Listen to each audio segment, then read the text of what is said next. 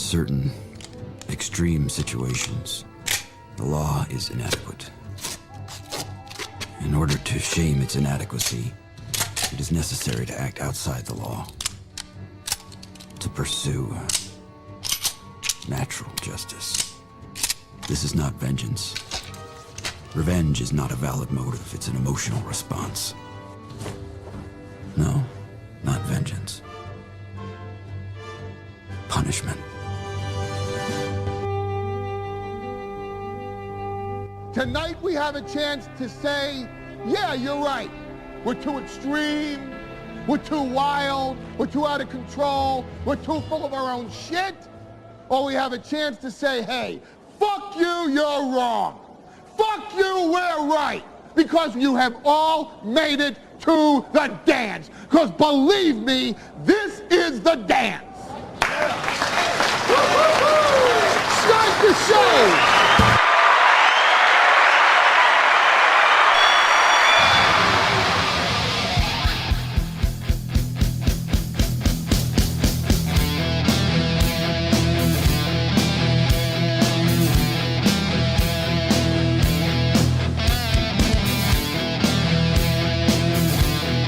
Good.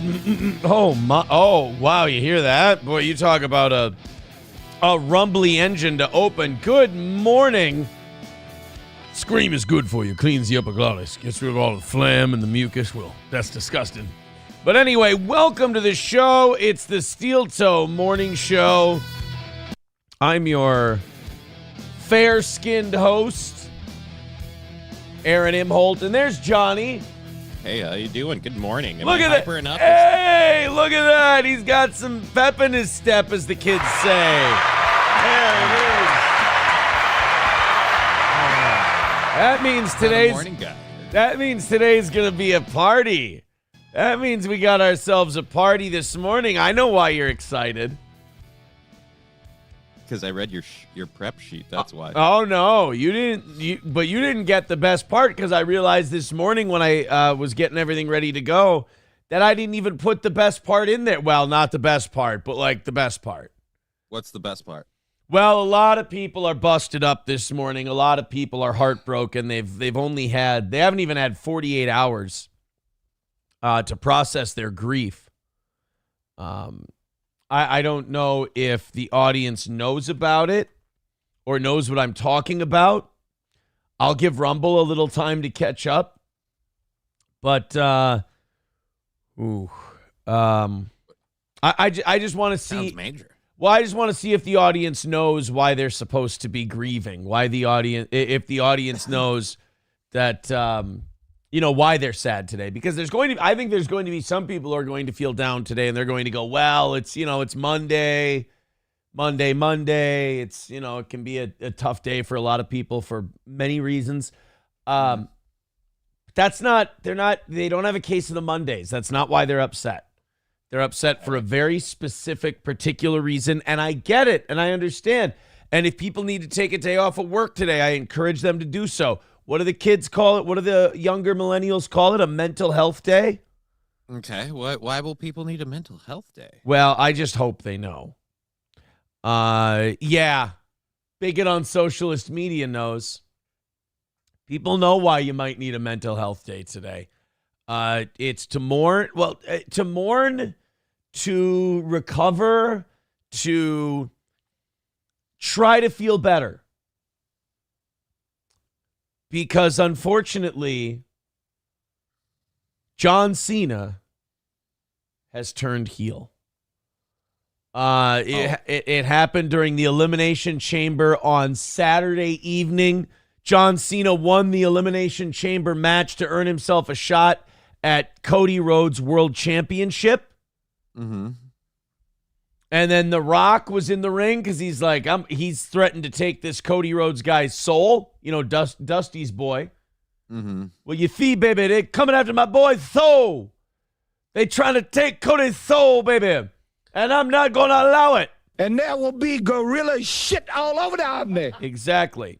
So John Cena goes to, say, hey, who cares about The Rock? You're my boy. And we're going to have a great match at WrestleMania. John Cena and Cody Rhodes. And you know John Cena, he's been like the white meat, baby face, good guy for his whole life.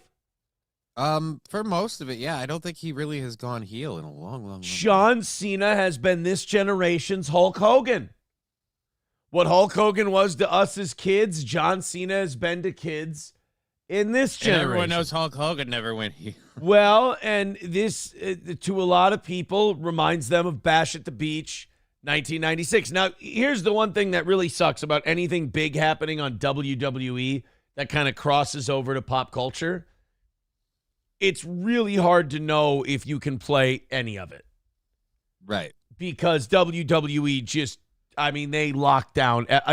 I found an 18-second clip, and I'm like, if I can't play 18 goddamn seconds to show people what I'm talking about, then what are we doing here? I don't know why they do it, too. You think they'd want us to talk about it. That's just it. You'd think you'd want the clips out there and people talking about it, and then you got to go on Netflix and you got to watch. You got to see what's going on, and nope, piss on you. Piss on you, Wyatt. So this is John Cena celebrating his Elimination Chamber victory. Holy shit. Oh, what? Go ahead. I'm getting old, man. Yeah, I know. And by the way, somebody is not as cut as they used to be from the looks of things. First, coming back a bit. First of all, suck my nuts. Look at him. Like, do we really? I hate it when I said not as cut as he used to be. Like, oh, he's got flabby man tits. Like, Jesus, man. I hate it when people like us sit here and go, well, you know, John Cena ain't like it was. He's almost 50. Look at people used to say that about the Hulkster when he was in his 60s. They're like, oh, Hulk doesn't look as good. It's like, I'm going to find you when you're 60 years old, and I'm going to see if you look like that. Like, the way Hulk Hogan looked at 60, I don't look now. Right. I don't look like he does now. I'm just saying, like I said, it's reminding me that I'm old because he's no longer the, Adonis setup he was before. I would disagree. What the hell are these? I didn't even know there were muscles there. And he has them mucho developed. It's getting gay now. I'm sitting here, I'm Lorenzo Lamas with the laser pointer. There's a reference for you. And I'm pointing out this guy's muscles. I didn't even know you had muscles to get Ripley in there, and he's got them. He's got resting bicep arm. But he does look a little older. He looks, this isn't hashtag not my John Cena. This is an older gentleman. So he wins the Elimination Chamber, and he's like, hey, I'm a baby face. You're a baby face. And then something some people have been waiting for since 2003, we got this. Now look at The Rock. There is your main event for WrestleMania. Look. What's going on? They're looking right at each other. And John Cena has a very serious face on. And this guy's worried. This guy is... Holy shit. Yeah, everybody else is having a good time. One dude's like, oh... Yeah, everyone's like, yeah, hug it out, guys. That's great that you're hugging. I love that you're hugging. Brownie just kicked in. He's all like, woo, I don't know where I am. I think it's the 88 Olympics. Yeah. This guy's got his Cody Rhodes jacket on. Oh, that's what that is. Yeah, okay. But this guy here's worried. This guy's like, something's up, dude. He just realized he left the stove on. Oh, shit, just the cats are home. This guy, he could think something's up, too. He's kind of looking at The Rock. He's going, what the fuck is this guy going to do? So let's see. We got John Cena and Cody with the hug. WWE, is this enough transformative content for you before I play another 5 seconds? So now The Rock is staring daggers into Cody's back. Cena's looking at The Rock. John Cena. Oh, no. What the hell just happened? Sorry, WWE. Come to the dark side. That was 6 seconds, WWE. I'm sorry. But now the guy with the Cody Rhodes jacket, why is he cheering? He shouldn't be cheering. I have no idea. He's very, very excited to be here. I also can't help but realize how many of these people, how much did you spend on these tickets to watch it through your fucking phone? Yeah, right? Yeah, you're filming this moment. It's like you're there. Just enjoy it. You're there. Hey, Get pictures of 'em congratulations. later. Hey, congratulations to Quadfather on being able to walk again. He's not That's able great. to walk. He got handicapped seating. Look at Quadfather. Can't He's afford up. that spot. Look at him. He's standing up. All his steel toe super chats got him one elimination chamber ticket where he could stand up again. Look at, I mean, this guy here is so disappointed about what's going to happen. This guy's like, oh, holy shit, I was right. Remember, he was thinking before? Yeah. Now he's like, I was right. I knew it. This is going to be bad. The two black guys in the shot are going, oh, Cody don't know. Oh, blonde-haired white boy don't know. And this guy his world's about to crumble. He's been watching John Cena since he was a little kid. Now He's like, no, you're my hero, John. Yep, here we go. Oh! Oh, a nut shot. Yeah. He kicked him in the balls, and then he beat the shit out of him using a Rolex's brass knuckles. And John Cena beat the living hell out of Cody Rhodes and then left. Oh. So after what, over 20 years, John Cena is now a heel. He's a bad guy. And that's, I mean, it doesn't affect my world, but I can understand how some people might need to cope. I mean, he's a bad guy. just let everybody know how much cooler you are than them. They're having It's a not rough even that I'm cooler. It's just that I was like, they're having a rough day. They're having a rough day, and you're gonna sit there and you're gonna shit on them and tell them, you know, it doesn't fucking matter to me at all. That's, you know what that's called? That's called not empathizing. You know what they say, man, sucks to suck. Wow. Well, you know, it was funny because the person that tweeted that kind of made me feel old. Who's the person who tweeted it? Just some fucking guy. And he tweets it and he goes, he was like, in my 20 years of watching wrestling, I've never seen anything like this. And I'm like, you little shithead. You've been watching 20 years of pro wrestling and you don't know your history? You don't know. Like, because I've never seen anything like this. I've done it all before, boy. Immediately after this happened, people were like, oh my God, what's the biggest thing in wrestling? And it's like Hulk Hogan, Bash at the Beach, 1996, third man for the NWO. So I see all these people and they're going, oh, John C. Oh, this is the most terrible thing I've seen ever in wrestling. And I'm like, oh my God. It taught me two things. It taught me, one, these people don't know their history. And two, it makes you forget for a second, wrestling is for children. And they're not supposed to remember that. And you're a weirdo for getting upset about that. I would say they're not supposed to remember that. Are they much older than 20? No, they're probably about 26, 27 years old. They're about 10, 15 years younger than I am, and they're like, I've never seen anything like this. And for a second, I'm like, you don't remember Bash of the Beach 96 and when the Hulks are, it's like, no, and you shouldn't remember both either. You should know one or the other. No, if you remember watching both live, you have Arrested Development. Something bad happened to you. You just like a thing.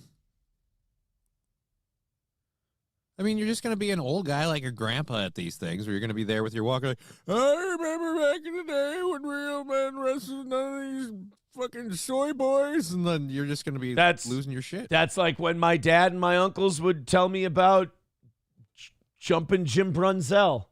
Yeah, dude. There you go. You are your dad now. It's it's not like when Jerry Blackwell was in there from Stone Mountain, Georgia. I guess. Look, all I know is the world is waking up today to a world without John Cena as their guiding light of morality. And it's like waking up in an alternate universe. 191 Redword with $1 says, I can't start the week with a compliment. This shit gay. You know, It's almost like a guy comes in here this morning and he goes, you know what I need? I need something I can clip. Okay. I need something I can clip and I can put out there later today for an audience that's not this audience, and they might come and check out the rest of the show.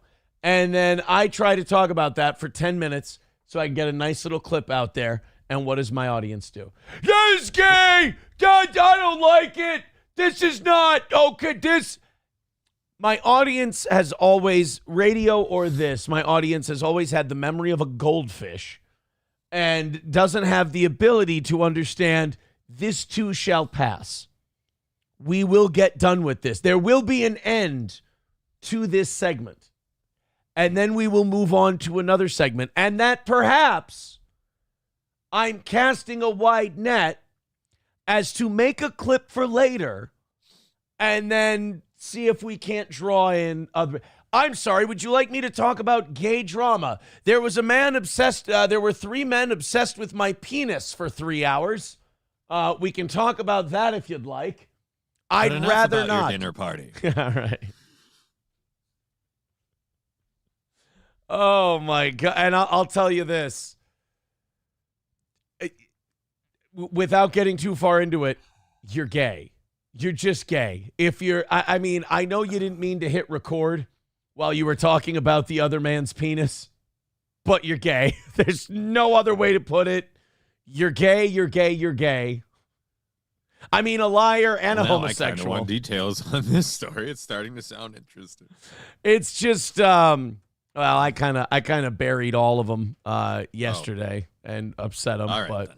That's kind of fun. I'll tell you that. So now, Kloppo says, wake up at 6 a.m., watch and listen WWE, and then get insulted. Welcome to Steel Toe. Yes, I brought non-pussy shows to this pussy world of yours.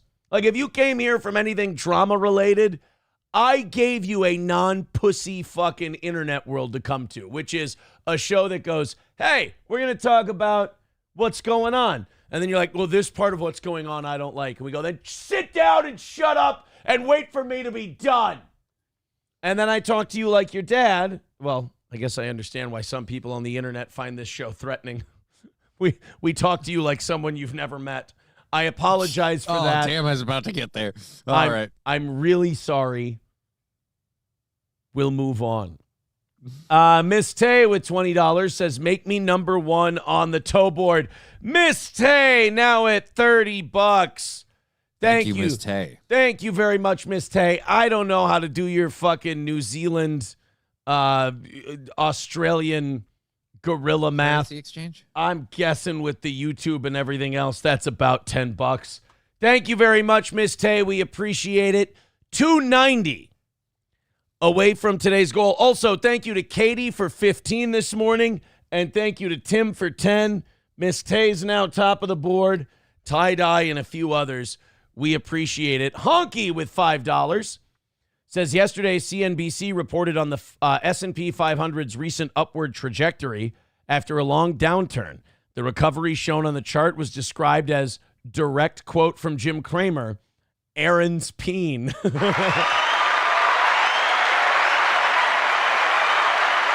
Okay, now we have to clue Johnny in because we had some fun with this yesterday.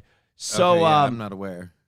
Nick went on with Patrick, and Patrick already reeling from the revelations that he dresses up his dog as a martini and takes pictures and drives for hours to go on doggy play dates with strangers. So he's having a little tough time with that. Nick went on and and I don't want to talk about this too much because it's so gay, it's uncomfortable. He went on and for hours talked about my penis and what he claims it looks like. Now, the penis he described, and you know, a lot of people are doing drugs and things like that because they're trying to mask or hide something that they don't want to admit to people. His is clearly homosexuality because he talked a bunch about my penis, and the penis he described was somebody else's penis. And it made me wonder, like, how many dicks you staring at, bro? Like, because I would know my dick. I've looked at it a couple times. I've told people before, you ever seen a dick? It's been around. You ever seen a dick That's what mine looks like. That's what mine looks like. I'd love to sit here. And he was like talking about, he's like, it's big and hooked. And I'm like, it's neither of those things. I'm just sitting here listening to people tell me what the description was. And I'm like, I mean, I wish. I mean, you know, I don't know what to tell you. Just big. It's like, he said, it's like a kickstand. And I'm like, I wish. I mean, thank you. So he went on the internet to burn you by going, he's got a third leg. It's kind of scary. He can turn it into a helicopter and save people. He's originally from the Netherlands. I guess. I hate to break it to people. I don't have a giant kickstand hog. I mean, I'm not upset with it. I'm not angry with it, you know. I'm happy. I have what I call an adequate piece of equipment. Like I said, you seen one? You seen mine. Yeah, people saying Nick misses your dick. It's creepy. It's weird. People were emailing me. They're like, you have to get an HRO, blah, blah, blah, blah, blah, blah, blah, and this and that. And I'm like, you know, I know maybe I'm just built different, and I know I am, but like, to me, it's internet shit, you know? It has no bearing on my everyday. It has no bearing on my life. The only bearing it has on my life. They think they know what your dick looks like. Right. The only bearing it has on my life is I look at it and I go, oh, this guy's in rough shit. I'm just like, this guy's in a bad, bad place. And and then everything else, like you can tell he still hasn't come to grips with what he's done because he's coping and lying, and they'd ask him about different stuff. And you'd just be like, well, that's just demonstrably not true. And a clear contradiction of everything you said. It's like, he's like the Joker in The Killing Joke, where he's like, if I'm going to have a past, I'd prefer it be multiple choice. You know? He's just like, oh yeah, my nanny left, and that's why April was spending so much time. It's like, no, that's not it. No, sorry. And also, he said the nanny left because of a bad breakup. I heard what the nanny said. The nanny said she couldn't take this shit anymore, and she couldn't be in that house of degeneracy and disgustingness anymore. She needed something more wholesome. There was no breakup. There was no bad breakup she was going through. She was fine. She's happy and well off. Right. Those people were the only stressor in her life. Let's be very problem clear. With her job was her job, so she found a different one. Well, and then like McBuster says, yeah, it wasn't the cocaine at all. He also said, oh, yeah, I always brought the giant safe, the big lockbox full of drugs with me whenever I went somewhere. I will attest as eyewitness, that's also a lie. I mean, that it just was. There were many times where he would come home from something stressed out or angry, like a family thing or something, and he'd go right into that drawer in the bathroom. He'd pull out the big thing and he'd put it up. But also, don't tell that lie. That's a bad lie to tell, because then you're telling people every time you had your kids in the car, you were driving around, you were driving your kids around box of drugs with a thing with an ounce of coke in it. And an ounce of coke, that had been used a little bit. What the cops found, that wasn't a fresh stash. No. That was a little, you know, that was a little used. So, yeah, it's just like all these lies.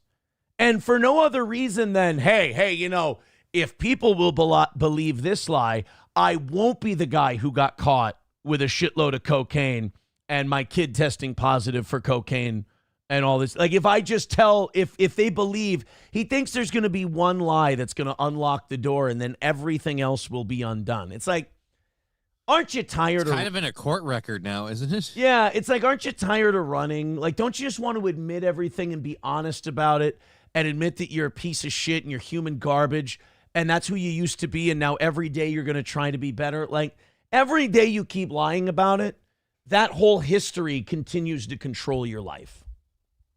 So just... But I already admit I'm human garbage. Oh, we're not talking about me. Sorry. I miss Aaron's dick, okay? I just miss Aaron's penis. Transman Utah's midsection says, you know what isn't a lie? Aaron loves these abs. Dude, I'm never living down. He loves a solid core. This is something we've learned. This dude loves a rockin' core. I just realized that's why you were so like, I got to talk about this Cena thing.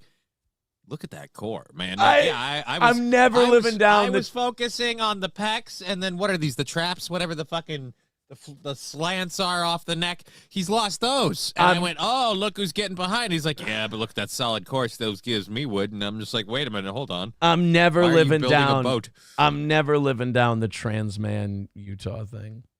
No, you're never living down that, or the fact that you just really love a solid core. It's a comedian thing, I guess. A lot of comedians like solid cores. Means their ladies can laugh. Kloppo says, sounds like a shit nanny anyway who didn't clean up. She was driving the kids everywhere. I mean, she was gone every second of every day. She'd stop by for 5 or 10 minutes, and then she had to drive to something else. She was doing all of it. You have 7 people to take care of in a house, and 2 of them are apparently on drugs. Well, and here's the other thing.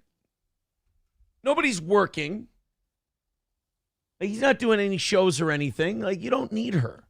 You just wanted to be able to do drugs and be degenerate, so you did that, and you used her as, like, the crutch, and then she goes, yeah, I don't want to be... Like, imagine thinking that she was going through a bad breakup. It's much more reasonable to go, hey, I really don't want to be the crutch for a fucking junkie. I think I'm going to find a new gig.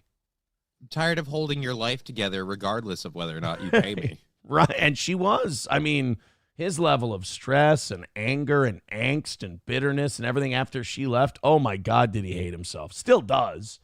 But, like, it really went into hyperdrive after she left. And she was a really nice person, too. She was really great. Professor Tie-Dye with $1 says, a man talking about wrestling or a Downey talking about trains are the same level of retarded. So this segment tracks for the show. Los Federales with $1 says, sorry I'm late, boss. Was admiring the live and affection. My 4-year-old daughter was showing me. She decided to etch a heart on the side of our Audi with a rock she found on the floor. Kids are sweet. Honky with $5. Aaron's choice of karaoke song makes perfect sense now. All right, you ready to check this out? Start at 8:16. Start at 8:16. Let's see. This is... And the prestige I have to give away. What is this? April has video of Aaron and Gino Bisconti. Oh, this is funny. Okay. The choice of song makes sense for Gino and I doing karaoke together.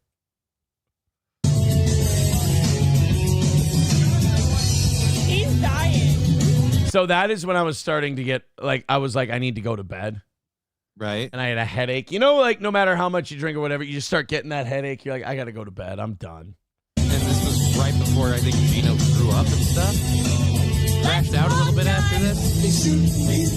Yeah, because that Windsor, that was the bells. The last hit of Windsor.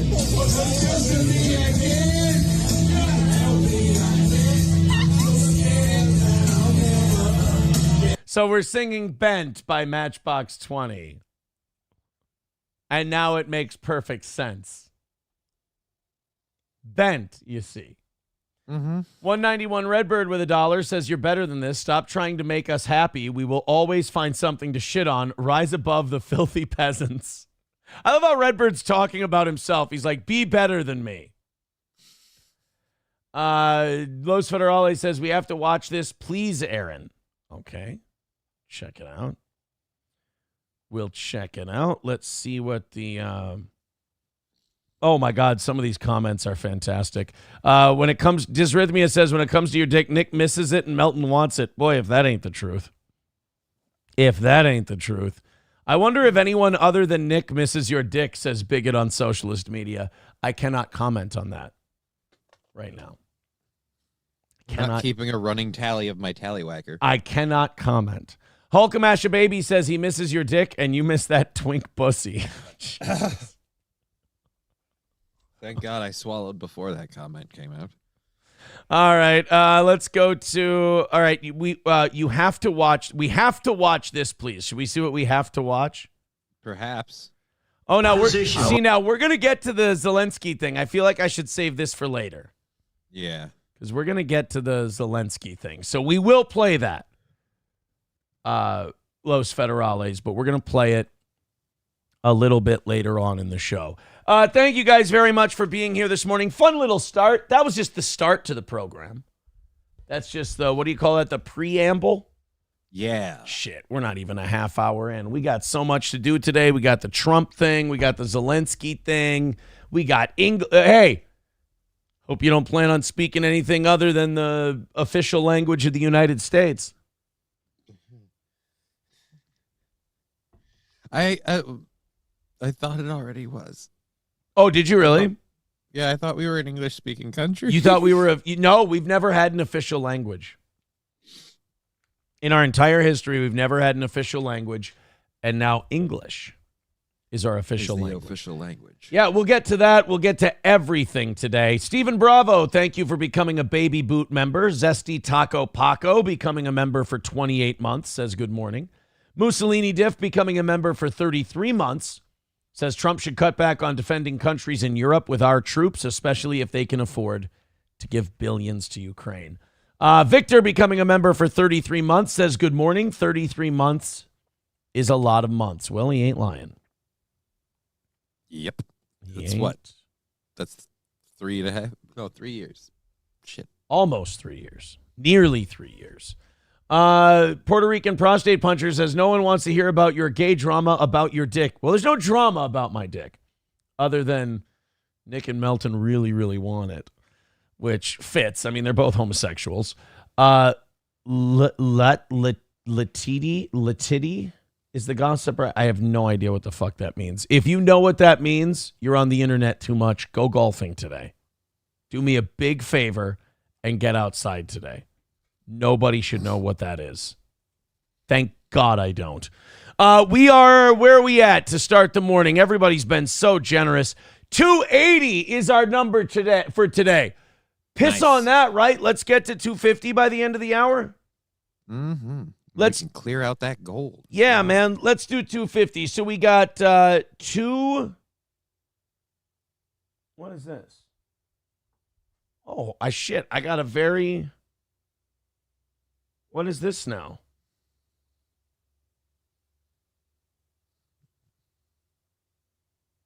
This is interesting. I got a tax thing via email. I thought it was a tax scam. And I was sitting here, if I ever get like any kind of scams or anything, I screenshot them. Mm-hmm. And like, if I ever need to reference, if anybody gets a similar email, I'll tell them, don't do that. It's a scam. No, it was just a reminder that my corporate taxes are due on March 15th. Like, you got to file your report on March 15th.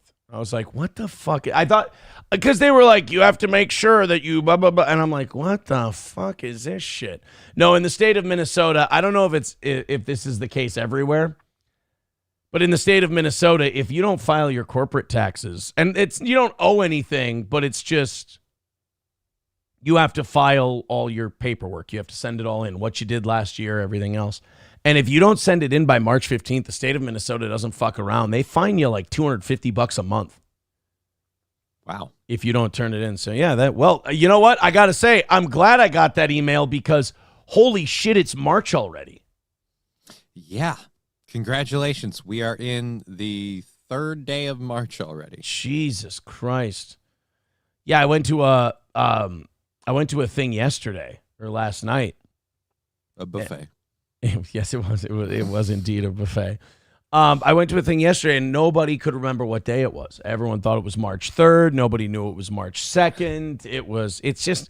It's all moving way too fast, goddammit. It's moving way too fast. All right, let's get into some things today. We got some trouble we can get into. We got some shit we can talk. We got all kinds of things going on. It's going to be a very full show for you today. So go ahead and throw in on PayPal, Streamlabs, Venmo, Super Chats, Rumble Rants. Again, 280 is the number for today. You guys were extremely generous over the weekend on the members show. You've been extremely generous so far this morning. Thank you very much. Those 1s and 5s and 10s and 15s. Holy shit, do they add up. So load it up. Let's go on a run. And thank you very, very much. All right, let's go to, and I haven't written down Honky and his contract. Honky's at $10, which I believe is good enough to get you on the board. at the moment. We got Miss Tay at 30. We got Katie at 15. Yeah, and then we got Tim and Honky both at 10. That's your top 4 for right now on the WHMH 101.7 Top Tonations board. Thank you guys very much. Do you remember James Carville? Yeah, kind of a Monopoly guy looking dude. Used to talk about politics on the news a lot. Haven't seen him in a while. Is he Monopoly look? Because I've always thought of him as more of an alien creature. Well, yeah, he's kind of got both locked down depending on which way you want to go. I don't if you really give him a mustache. All right, yeah, now he's more alien than Monopoly. I don't see him as a Monopoly guy. No, that's definitely extraterrestrial. That face is it's not as nice kitchen though. Oh yeah, dude, he's doing lovely for himself. Beautiful kitchen. I love his countertops there. Looks really nice. Is he drinking what? Is this in the morning? Is he already cracking wine bottles open? Maybe he had like a family get together or something. There were people. Looks like he's got, this is an interesting combo. It looks like he's got wine bottles and waffle mix in the background. He's doing his own continental breakfast. Yeah, what a breakfast. Wine and waffles. Breakfast of champions. Good for you, Jim. So Waffle soaks up the wine. Jim Carville was being interviewed for some shit. He was a big Democratic guy during the Clinton years. And he now, whenever they need someone to call and talk about Trump or Democrats and Republicans, you go to James Carville. His name carries a little bit of weight. Well, they were asking him about Donald Trump and what Donald Trump's been up to. And I will admit, James Carville gave me an answer I've never heard before. It was brand new. It was fresh. You know, so many people who are Democrats and they don't like Trump, they'll kind of go with the same refrain over and over. You know, we call it Trump derangement syndrome. They'll say the same thing, Nazi, misogynist, and that's just this show. And they'll say the same things about Trump, and it won't say over and over. He's laying off workers. He hates workers. Blah blah blah. Forgetting that it's just the federal government. We all hate those guys. But James Carville came up with an idea, and I think he deserves a lot of credit for this, that nobody's really explored before. And okay, well, you're gonna hear it, and you're gonna go, I think that sounds really really stupid. But I want you to really kind of swish it around a little bit and give it a chance. And I have to tell you right now, before we start this clip, I don't know if it's driving anyone else insane. Johnny, what's driving me nuts about this before we hit start? The fucking cabinet doors and the drawer open in the background. Close your goddamn cabinet doors and shut your drawer. What are you doing? What an animal. What kind of monkey lives this way? By the way, if you call a white person a monkey when they're on screen, you now have carte blanche to use monkey for anybody because you have what they call plausible deniability. Look, okay. There's Aaron calling a white guy an ape on his show. What kind of animal, though? What kind of primate? What kind of gorilla, orangutan, ape monkey? Now I'm totally covered. What kind of person leaves their cupboards and their drawers just open like that? And I don't even mean like when they're on camera or when they're doing a news appearance. In general. Yeah, if I walked into someone's house and I saw cabinets and drawers open and they weren't using them, I would judge that person immediately. Their cleanliness, their ability to organize and keep a home, it would be problematic for me. Close your goddamn... How hard is it to open a cabinet door, grab the thing you need? Honestly, when You're right there to close it again. Come on. When I'm grabbing something out of a cabinet door, my hand doesn't leave the knob thing to close it. It's because you like holding the knob. I love holding it. It's all good. So you open the thing, you take the thing out, you close it almost like one fell swoop. Not closing a drawer, that might be the laziest shit I've ever heard of. Like you close a drawer with your thigh. Half of them want to close on their own nowadays if they're any good. So anyway, I'm getting ahead of myself. James Carville was being asked about Donald Trump, and what I give him credit for here is at least he's come up with a new excuse.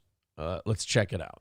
What you saw is madness, and I don't mean madness like I'm mad at you, you mad at me, you didn't say this. I'm talking about madness like King George III kind of madness. And it could be a combination of being a fat fucking slob, which of course he is. Okay, that's a little old school. That's like people have said that one before. He's a fat fucking slob. Okay, well, that's number one. Okay, but he's not done yet. It could be that he's can't sleep at night because his beached whale body can't allow the circulation it needs. I don't know. I'm not a sleep specialist or a medical doctor. You don't say. I mean, are we really going to pick on the health of the guy in office now when we can look at the guy who was in office before him and how well he did with his health? I'll say this. So far, my setup is disappointing people because they're like, Aaron, where's the new one? Beached whale, he's big and fat, blah, blah, blah. We're heard on that a flat before. tire, it's so old. Look, the thing he's going to come up with, the gold he's going to give you on why Trump is the way he is, it's going to hit you like a light bulb. Okay. But I think we should revisit the possibility of a syphilis diagnosis. Revisit? I didn't know we visited it the first time. I didn't know that we had visited the possibility of a syphilis diagnosis for President Trump. I feel like that would have came out in one of his doctor's appointments that, hey, this guy has syphilis. Because if you let a syphilis infection go, it'll kill you. Not only will it kill you, it'll fuck with your brain the whole time. So, I mean, yeah, I feel like if anyone cared about Donald Trump's health or just the health of the country, they might be like, hey, dude, you need to stop that. Isn't it easy to stop a syphilis infection, too? Yeah. Once you catch a syphilis infection, you treat it. Like, it just goes away like anything. Okay, wait a minute. I just realized I'm talking like a guy who knows because he's had syphilis before. I've never had syphilis. I've never had a sexually transmitted disease in my life. Never even chlamydia. Wouldn't even know how chlamydia works. Crabs, nothing. But what's the lip thing? I forget what that one's called. First of all, HSV1, it is not a sexually transmitted disease. Herpes simplex virus 1 is not an STD. But it can be. You can get it through. Herpes simplex virus 2 is genital herpes. That's not what I have. I have the lip thing that over a third of the country has. Thank you very much. And I am not going to be discriminated against because of my disease. I wasn't talking about you. I was just trying to remember what it was called. Herpes. I have bravely fought, and I have not only fought this disgusting recurring illness, but I've also fought the stigma surrounding it. And I'm very proud of the battle I've waged. I'm winning that battle. And I know. Meanwhile, Donald Trump apparently losing a battle to syphilis. Do you remember that Wayne's World sketch that Tom Hanks was in when he did the mic checks and he said, mic check, 1, 2, syphilis, syphilis? It's one of my favorite sketches. The people that watch this channel or some of you, or we get any number of MDs and professionals that are getting the comments, and some of you just well-informed citizens. But I don't think we can discount the fact that what we saw was mad. I'm not gonna concede that I'm just asking questions. I'm just making an observation that everyone saw. We know that boy ain't right. I mean, there's a big difference, James, between that boy ain't right and we saw something weird and, well, this is clearly undiagnosed syphilis. I mean, it just seems like a leap. That's all I'm saying. All right, I don't want any more trans in the military. It's official. It's syphilitic madness. He's lost his mind. English is the official first language. He's gone crazy. It's clearly an untreated sexually transmitted disease. Socially transmitted disease. That's being liberal. It's got to be a sexually transmitted disease. He yelled at the Ukrainian president. Well, a lot of us want to yell at the Ukrainian president. Does that mean we're all going mad from syphilis? I guess it wouldn't hurt to get checked out. Maybe today. Hey, there you go, guys. There's your daily reminder. Get checked for syphilis.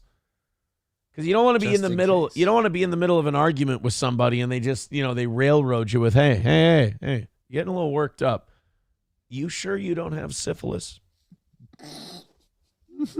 Because it's really the accusation that's the social death, you know? It's you don't need confirmation. You know, that's kind of one of those story on the front page, retraction on page 7, you know? Yeah. I feel like you don't need to live it down after that. Like, I accused him. What are you going to do about it? Yeah, once you accuse someone of having syphilis, I mean, really, haven't you done most of the damage? That's all I'm saying. So we have to check on that. I'm sorry. For me, at least it's something new. At least it's a new reason to think he's gone mad. It's a new Donald Trump criticism, because the old Donald Trump criticisms have been played out for years. I mean, undiagnosed syphilis, that's kind of a cool one. Not cool if he has syphilis. That's not good. Our president then has clearly gone mad and he has brain damage from syphilis. But I mean, the accusation is new and it's fresh and it's, you know, there's nothing you can really do if you're Trump either. Like, what do? Get tested for syphilis because James Carville told everybody you have it? I mean, now that kind of looks like James Carville, you know, can get you to do anything. Be wiser just to sit in the background and go, oh, wait, who said what? He's still alive? Well, and, you know, the other thing is, if you're Trump, like, you can get checked out for syphilis. You can go, ha-ha, I don't have syphilis. And then Carville can go, ha-ha, I made you get a syphilis test. Or you don't get tested because you don't want to give James Carville the satisfaction. And then in the back of your head all day, you're going, what if my brain is rotting from syphilis? Like, what if I really did get syphilis from, like, this Stormy Daniels chick and my brain's rotting and I'm losing my mind? I feel like as the president, they'd kind of keep an eye on you, so they like test you and stuff. I feel like you'd probably be aware that something was going on, unless the doctors are in on it too. Symptoms of syphilis. Why does this Google search say hi again, Aaron? I don't understand what. So here's how syphilis starts. Okay. A small painless sore called a chancre on the genitals, mouth, skin, or rectum. All right? Enlarged lymph nodes in the area of the sore. So I feel like you would know you had syphilis if you had syphilis. Yeah. Secondary syphilis. A flat red rash that may cover the entire body, including the palms and soles of feet. Swollen lymph nodes in the groin or neck. Fever, headache, fatigue, weight loss, and joint pain. Sore throat. Hair loss, especially of the eyebrows. White wart-like sores. How the fuck do you not know you have syphilis? Have we completely dismissed the syphilis infection? Well, I feel like we would have seen it by now. How like loaded up to the gills on STDs are you if you miss syphilis? Because that seems like an easy one. Tinnitus, ringing in the ears, vertigo, dizziness, balance problem, eye pain, light sensitivity, blurred vision, loss of vision can begin now this is tertiary syphilis. Yep. Can begin years or even decades after the initial infection. Symptoms depend on what part of the body the infection spreads to. Can include stroke, dementia, loss of coordination, numbness, paralysis, blindness, deafness, heart disease, and skin rashes. So syphilis is one of those things, no matter how embarrassed you might be that you got something, nip it in the bud. And more importantly, you're going to know something's going on. Yeah, syphilis isn't something where you go, it's not like the doctor says you have it and you go, whoa, no shit, really? Wow. Fuck. Wow, that's amazing. No, you're gonna know. Wow. Ladies and gentlemen, excuse me, Mr. Brennan. We have terrible news for you. It turns out you have syphilis. Wow. PPP, we did not know that you had sex with human women, but apparently you somehow contracted syphilis. Oh, buddy. What? Hey, Dream, sorry to let you know, buddy, but it sounds like you got syphilis. And there will be gorilla shit all over the army. Well, you're taking it well. You're taking it well, buddy. Congratulations. I mean, I guess. 280 away from today's goal. Let's get in. Let's start ahead for the week. We've had 2 perfect weeks in a row. Let's keep it up. We're in a good spot right now. Let's keep piling on. And just kind of like Thursday. Oh, Thursday, just cruising on through. The evening shows last week. Oh, my God. The evening shows are $25 ahead for tonight, and they gave Thursday $100. That's Nice. that's how crazy the evening show people have been. So let's match them up. We are 280 away from today. Keep it low. Keep it down. Usually we want to be at 200 by 8 o'clock. So we got an hour and 10 minutes. It would be my dream. Well, you see, baby, it would be my dream to see, when I go, hey, guys, stay ahead, get ahead, and have that work. You know what I mean? Because, like, I say it now, and I go, fuck, man, it's going to be 8 o'clock, and I'm going to be like, guys, we're $75 behind. Sure would be nice if we get going, blah, blah. I want to have my perfect idea of a steel toe show is one time an hour, I go, hey, guys, we're here. We got to be here by the end of the hour. And then it just does that. Right. That's my dream. So, Streamlabs, PayPal, Venmo, those are my 3 favorites. I love those. You want to contribute that way, click one of the links that are sitting there in the chat. I want to hit refresh on PayPal in a few minutes, and I want to see some nice drops come in. Otherwise, Rumble rants are my second favorite, and YouTube, of course, Super Chats. Gifted memberships are right up there. Those are one of my favorites, too. However you want to contribute to the show, please do. We're at 280. We're good. Let's keep it up. That's what we should do. Approachable says keep dreaming. But I don't have to keep dreaming. You guys could just make it so. I mean, here's my thing. They knock it out 99% of the time anyway. Right. Why not just do it now and then we're good? Like, why do the thing where the show quality clearly suffers because I'm sitting here panicking the last hour and a half? I think because some people try and hold out to see if other people do it first, maybe? I guess, maybe. But, here's what I say. Be the change you'd like to see in others. That's so we're quoting the Dalai Lama now. Yeah, well, I hope not, because the Dalai Lama's a really bad guy. We have a story about someone today in Minnesota who apparently is a reincarnated Dalai Lama. Oh, dear Lord. Yeah, and they're going to India now or whatever to be a monk, to train to become a Dalai Lama, and it's just some fucking asshole from Minnesota. And they're like, no, you're a reincarnated Lama. And you got to learn how to be a monk. And it's like, you understand the Dalai Lama is like a slave-owning, kid-touching piece of shit, right? Like, you don't want to be the Lama. Unless you want to, be a big hitter. You want to have a big drive. Elon Musk was on Rogan's show. Rogan had another killer weekend of guests, man. Last Friday, I think, an Elon Musk episode came out. And then on Saturday, Bill Murray. Yeah, that was a big one. He had Bill Murray on his show. And Bill Murray had never done a podcast before, didn't know what podcasts were, didn't know who Joe Rogan was. It was actually really refreshing to see that. It was really nice to see. Just a guy walking in going, oh, what are you doing here? Yeah, just you a got guy. Lights on the wall and stuff. That's cool. Doesn't know who Joe Rogan is, doesn't know what the fuck's going on, doesn't know what podcasts are. I'm like, that's a guy who's living right. And he came in and he started screaming about politics. No. I've listened to like half of the Bill Murray one. And is it kind of boring? Yeah, but in a good way. Yeah, in a way that we should kind of miss and lament the loss of. Right.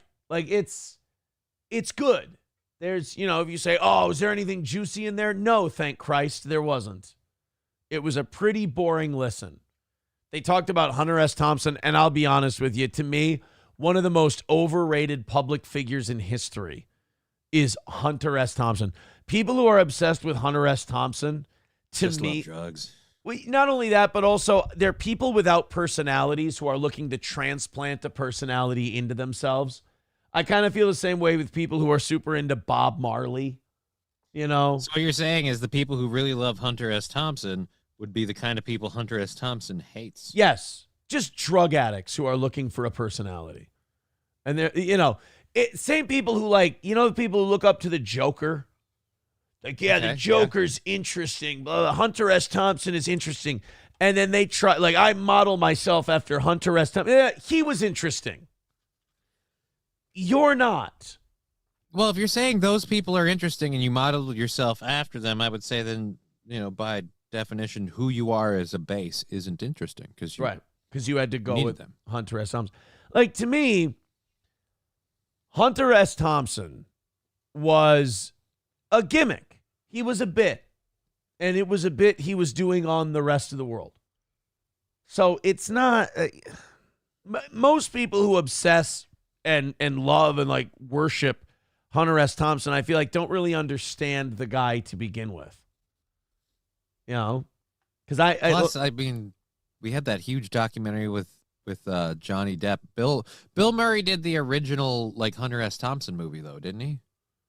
He was talking about some Hunter S. Thompson movie where it sounded like he was involved.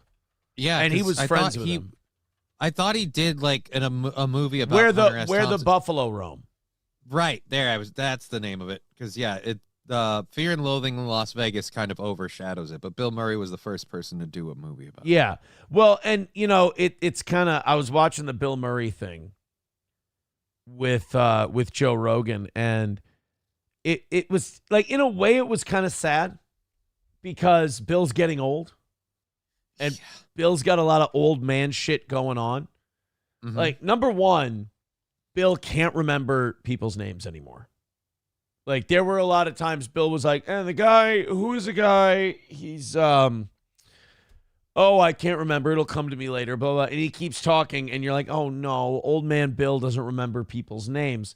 And look, man, I'm going to get old someday, and I'm not going to remember people's names. I'm not shitting on him for it. It's just I grew up loving Bill Murray and thinking he was great, and it's hard to watch him, like, have old man shit about him, And then also, he can't remember the movies he's in. All right, this one I'm going to cut him slack on. If you were Bill, would you? No, like the ones he just did and is there to promote. Oh. Yeah. That's a problem. He's like, I'm doing a Wes Anderson movie. It's called, The Venetian something. Or like, he's just like, he doesn't know the name of the movie. And then he's like, yeah, and then there's other guys in it. They're great. I don't know any of their names. And like, one of them's Benicio del Toro. And he called him... Yeah, nobody's heard of that guy. Yeah, he called him Benito. He's Benito. He's like, Michael, he's trying to think of Michael Cera's name. It took him a minute. And then he didn't know the name of the movie at all. And it's just like, oh, Bill. It's a Wes Anderson film. Do you need to know the name? Oh, Bill, come on, man. Shit. Well, he loves Wes Anderson. That's like his favorite guy to do movies for. Right, but I'm just saying if you've done one. Just remember him. That's all I'm saying. Hulkamash Baby with $1 says, have you tried not mailing it in every time we hit the goal early? I don't mail it in whenever we hit the goal early. We do really fun shows when the goal gets hit early. Thank you very much. 191 Redbird with $1 says, you are the monkey at the zoo losing its shit because we are holding peanuts in front of you that we always intend to give you. That's kind of, that's what I'm saying. It's like, you guys always give us the peanuts. We wouldn't Just give us the goddamn peanuts. We wouldn't be here the last 4.5 years if you guys weren't giving us enough peanuts to sustain ourselves. You've been giving us enough peanuts to sustain ourselves. All I'm saying is keep giving the peanuts. Change the timing of the peanut feeding. They're worried we'll throw our shit at them at the end. Well, they also like watching us, as the monkeys. They like watching us go, Don't clip They're trying to kill us. Don't clip that. Before we, get the peanuts. And I'm not even asking for all the peanuts. I'm saying we're not even an hour in yet. I'm saying you guys are doing great. You guys are throwing an adequate amount of peanuts. Keep throwing peanuts. A couple peanuts at a time. Be good to go. You need a peanut stream. Chevy JB says you totally mail it in when the goal is hit. I have before, but many times we give you solid effort and there's no monkey screaming. And isn't that a wonderful thing? Isn't that just dandy? Isn't that great? Well, anyway, you guys go ahead. 280's the number. We're officially It's about 7 o'clock, so we're about $20 ahead. Let's stay ahead. Let's get to 200 by 8 o'clock because, especially Monday and Tuesdays, it's almost a script. We're doing great. We're doing awesome. And right around 8 o'clock, I'm like, guys, we're fucked. It just hits the land. Come on. So let's not be fucked today. Fauci's Pangolin says, hit the goal, people, and there will be 3 hours of Ed and Michelle. That's never happened. We have so many good things. Johnny's seen the prep work today. Dude, we got a lot of stuff in here. It's a very good show. So let's do the Bill Murray thing. This is a part of the we'll do the Elon Musk thing in a second here. Bill, you're right. Listen. Yeah, it hurts to see. Like, I look at him and I'm like, all right, like, I love Bill Murray. Can we not bring him out in public anymore so my memory can stay intact? I mean, and he's kind of got old man voice now. Oh, well, and he can't help it at his age. And like I said, he can't remember people's names. Making me uncomfortable. It's a Ghostbuster. Or the movies he's in. This is him. This was actually really interesting. He was talking about Bob Woodward. Now, we've talked about Bob Woodward on the show before. When we talk about the interesting timing Bob Woodward had. When we talk about the Nixon conspiracy, the Watergate conspiracy, that the burglars all had CIA connections, that Bob Woodward never had a job in journalism before he worked for the Washington Post and was handed the president beat. He had a top secret security clearance at the Navy as an officer of the Navy. So Bob Woodward has a sketchy past. And then his source for the Nixon Watergate story was Mark Felt, the deputy director of the FBI. So this guy who's never been in journalism before, never had a job at a newspaper, gets a job with the most prestigious newspaper in our nation's capital. He gets assigned to the president. And his top source is the deputy FBI director. Meanwhile, he had top secret security clearance in the Navy. When he worked for the government. So Bob Woodward is sketchy as fuck to begin with. Now, listen to what Bill Murray said. Now, I don't know what Bill Murray's politics are, and he mentions in the Joe Rogan podcast that that's by design. That he doesn't like to divide his friends and divide people along political lines. So he's like, what's the point of talking about politics?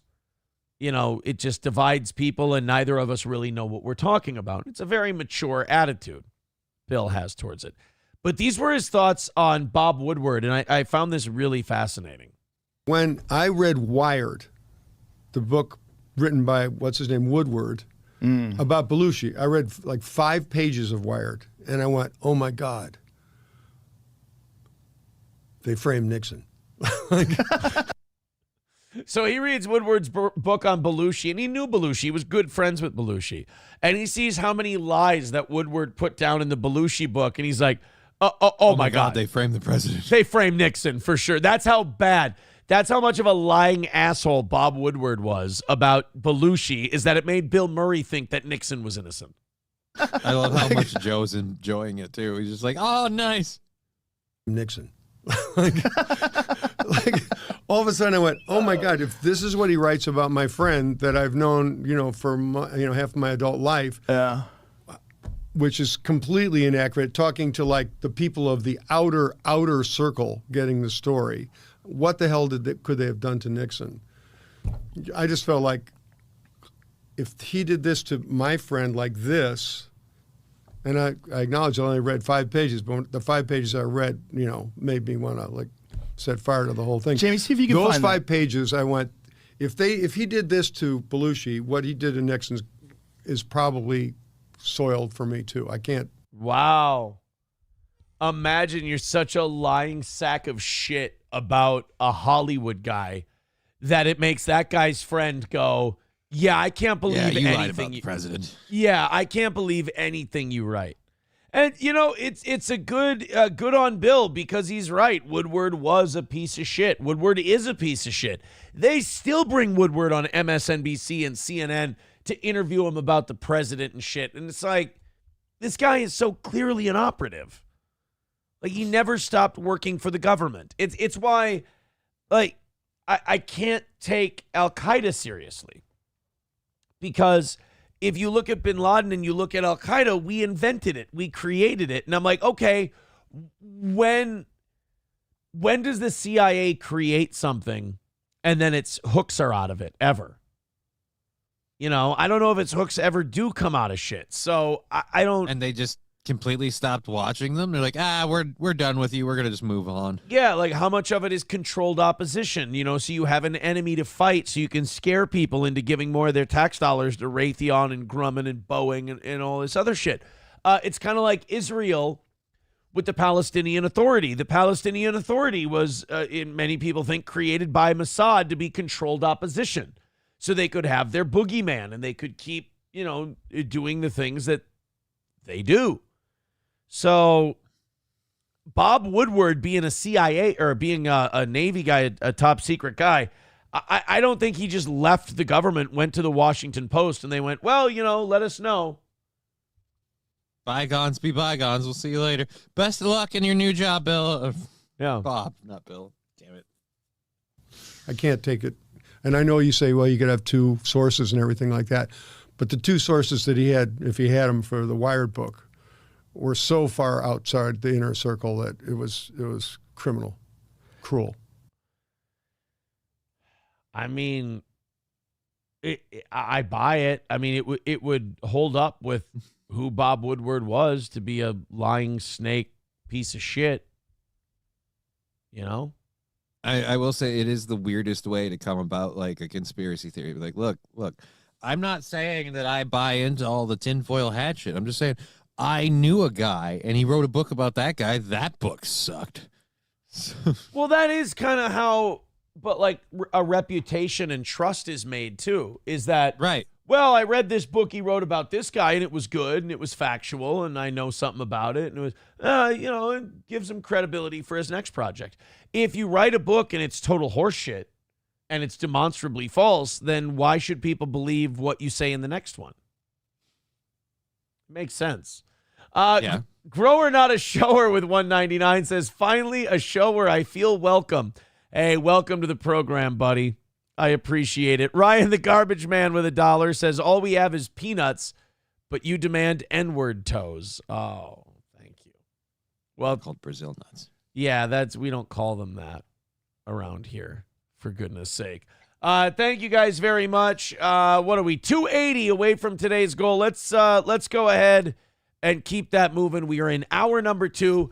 $80 in the next hour. Let's stay ahead today. That would be nice. You got off to a great start. Let's have that money keep coming in. It's what keeps the Steel Toe on the air. If you love our show, think about supporting it. And then hopefully I can keep my fucking mouth shut about the stupid money thing. That's my dream. I love that. So help out any way you can. Gifting those memberships is great because we started putting old radio shows up as members only, and those have been a hit. People are loving the old radio episodes. We had one up. We put one up yesterday where Zach Halverson is the second mic. Cool. So that was... Are those video and audio or just audio? Yeah, those are both. We were live streaming on Facebook, and we take them off of there. We put them up on members only, and then we cut them from we private them on Facebook. So check it out. Become a member. Gift memberships, whatever. We're putting 2 of those out a week. So we're doing one on Thursday and one on Sunday. So go ahead and check those out. Full shows from the radio days from Rockin' 101. Check it out. Become a member on the YouTube channel. Hit thumbs up also. Let's hit like. Let's hit subscribe. Thank you very much for all of that. Support this show any way you can. If you can't give us money, we still love you being here. Help the algorithms. Help spread the show. Like, subscribe, all that stuff. Let's have a good, solid start to the week. I'm in a great mood. Let's have a great Monday. Let's start it off the right way for the Toe. We've had 2 perfect weeks in a row. Things are looking up. I want to keep that momentum going. So here's Elon Musk on Rogan this weekend. And that's crazy. That, like, here's Joe. He starts having, oh my goodness, we need to throw some thank yous out before we get into this. Okay. Zesty Paco Taco with 5 gifted memberships. We want the gold, sucker. Hulk Hogan, we coming for you, nigga. And Brian M with 10 Holy shit, thank you, Brian. Gifted memberships. They are afraid. Thank you. That's going to cause me to do I need some new math. Glasses. Oh, God. I just realized my glasses are looking too close to Keith Olbermann's, and that's when you realize you have trouble in life. Well, call it $40 knocked off the goal right there. Thank you guys very much. $1 from Waylon says, you want to be paid before you do the work? Fuck off. Well, you can't argue with a guy there, huh? Can't argue with a guy there. 240 away from look at you guys. How the other prostitutes do it, goddammit. That's true. You got to put your money on the dresser. You know? But you don't just S your D and expect you to pay. You don't get any sucky over here, unfortunately. We triggered the shit out of Jonesy the cat. They're having a tough time there. I'll help you, Jonesy. I don't know why you'd come somewhere and make yourself miserable while they're laughing at you. I don't understand why you would do that. Like Nick, Patrick, all these people, I've said it before, I'll say it again. They're my lol cows. We milk them regularly and laugh at them. And then they go into a rage. They go crazy. They obsess. They get really gay. And then they go, well, we're making fun of him. And it's like, no, you're not. I don't think you understand how that works. You're being controlled like a puppeteer. You're dancing from my fingertips, sweeties. I mean, you're saying things. That's true. You are saying words. I cannot debate that. I have to be completely honest. I'm an honest guy. You are saying words. It's just that if you think you're trolling, you're terrible at it because you keep getting triggered. And talking about another man's penis is not trolling. It's just being a homosexual. Kind of like driving your dog for hours to a dog park and dressing him up as a martini glass and taking pictures is also gay. So I think we're seeing enough of a pattern here. Also, the LGBTQ community has a higher per capita amount of people also attracted to children. So like a few too many dots are lining up to form a constellation. That's all I'm saying. Oh, boy. All right. A little dipper. Also, persistent drug addiction is usually a cover of suppressed sexuality. Just saying, a lot of dots lining up. That's all, guys. Let's go to the Rogan Elon thing. It's got to be trippy for Rogan. He becomes friends with Elon Musk, and at best, you're thinking, wow, I'm going to be buddies with one of the richest guys in the world. This is crazy. And then that blossoms into this guy's in charge of telling the president how to spend money. And what programs are there that we can cut? Yeah, and this guy loves coming on your show, will come on the show anytime you want him to, and now you have that level of access. Like, you understand, Joe Rogan has more access to the White House than pretty much any media figure in the world. Yeah. Joe Rogan is the closest media source to Donald Trump that there is. Maybe Tucker Carlson. Well, Sean Hannity is like close with Trump, isn't he? Or is he just a ball washer? I think he's more like if you ask me like who has more access to Trump, Tucker or Hannity, I would say Tucker. Oh, definitely Tucker. I would say Tucker. So I would say it's between Rogan and Tucker as to who has the most access in the media to what's going on at the White House. And while Joe had Elon on his show, he did something that I thought was very important. He asked him, what's going on with this Epstein shit? Because I said it on Thursday when Pam Bondi came out and told Jesse Waters, Wednesday night when she told Jesse Waters, we're coming out with the Epstein stuff tomorrow. It's going to come out on Thursday. Oh, boy, look out. And people were telling me they're writing into the show. They're going, Aaron, oh, my God, it's crazy. It's going to be... They're going to name names. They're going to name names. It's going to be wild. And I said on this show, I said, guys, I don't mean to be, the bucket of cold water guy, but I'll believe it when I see it. Because I have heard way too many times that here comes, we're going to know all about Epstein. We're going to know all about everything. We're going to get the flight logs. We're going to get the client list. We're going to get all of that stuff. And, holy shit, I've let myself get worked up about this too many times for it to be nothing, for me to believe it's happening this time. So I went, you know what? I'll believe it when I see it. And as we now sit here on March 3rd of 2025, I'm feeling good about your bet. I'm still waiting to see it, and I'll believe it when I see it. They came out with some horse shit, basically some stuff we already knew or a variation of it, and then they said, well, the FBI's stonewalling us. No shit, the FBI's stonewalling you. Of course they are. They want to release this list. Then don't come out and tell us that you're going to release everything. And I'm sorry, but Pam Bondi lied. Remember, she said she had it on her desk. Right. She said she had tell us who they are. She said she had all the info on her desk. She said it's going to make your skin crawl. It's going to be so disgusting. Blah, blah, blah, blah, blah, blah, blah. But then when she didn't release it, and we're like, well, this kind of turned out to be a nothing burger. She goes, well, the FBI's not cooperating. I told Kash Patel to tell the FBI to cooperate. It's like, then why'd you say you had it? If you don't have it. Yeah, why'd you say it was on your desk if you're waiting for them to put it on your desk? So Joe asks Elon about a lot of this stuff, and Elon gives actually a very honest answer. It's more than just insider trading. Like the insider trading stuff, like the stock portfolio stuff is quite trackable, but there's it's a lot more than insider trading. The way they're acquiring wealth. Correct. Come on, then. This is what I'm getting. This is what's going to end up pissing me off with the Trump administration and the people he's put in there. Is, oh, guys, you wouldn't believe. Well, show me. Well, they have been more transparent than other ones, but yeah, I don't like the baiting of like, wait till you hear, and I'm like, well, then tell me, I'm listening. Yeah. Well, I'll even say it with the Kennedy stuff. We're going to show you all the Kennedy stuff. Waiting. Like, don't tease it. Don't go and be don't like, hype it. Yeah, just release it or don't.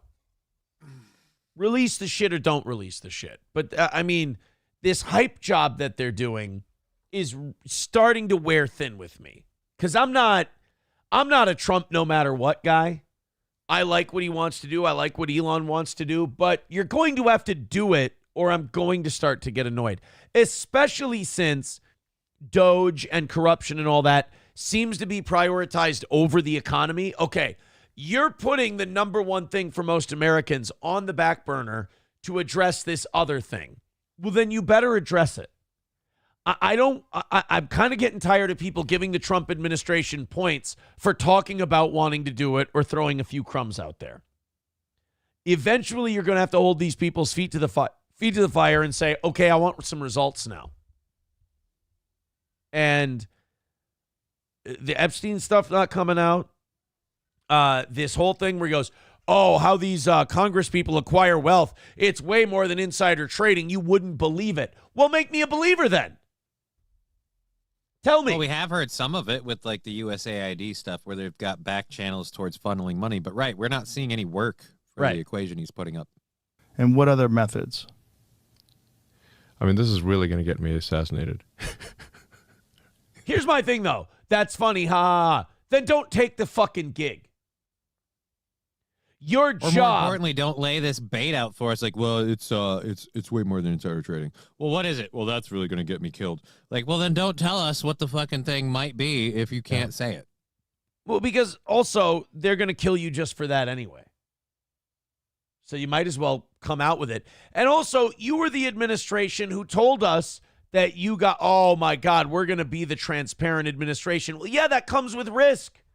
So you're not going to make me feel bad for you or give you a pass when you say, well, that could get me assassinated. All right, that's fine. We kind of, like when we voted for you, we knew. Somebody already tried to kill Trump. We knew that you guys were going to be in the crosshairs, literally and figuratively, if you did what you wanted to do. But we voted for you because we want you to do it. You know, I'm sorry, Elon. I'm willing to put you in harm's way to get to the bottom of this shit. I'm willing We thought you were willing to do it. Yeah, I'm willing to put Trump in harm's way to get to the bottom of this shit. It's like I'm not lengthening my lifespan by explaining this stuff, to say the least. I mean, I was supposed to go back to D.C. How am I going to survive? This going to kill me for sure. In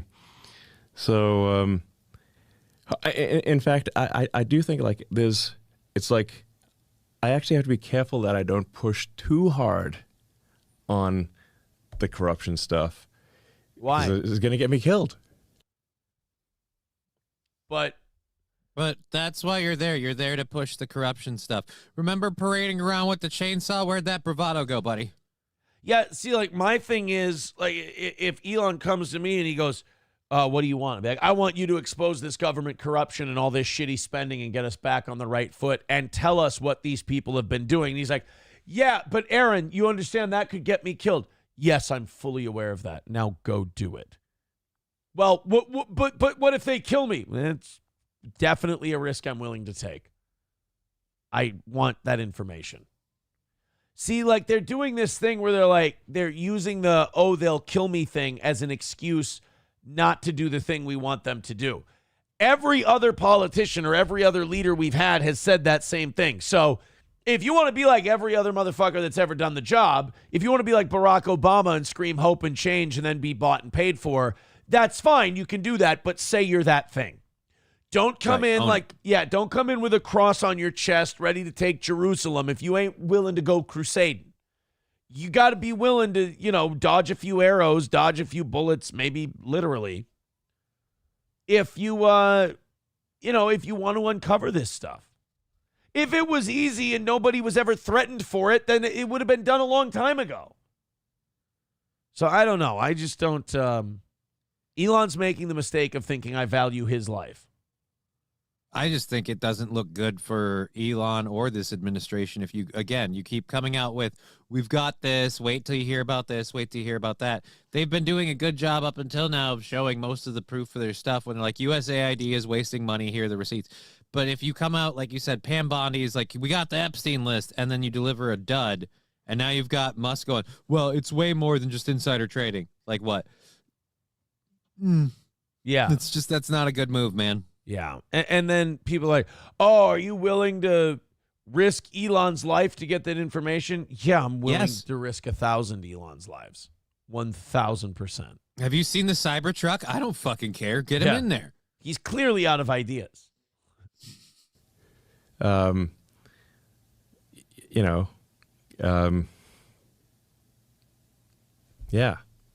It's like I was actually thinking about that on the plane flight over here. It's like if I push too hard on the corruption stuff, people get desperate.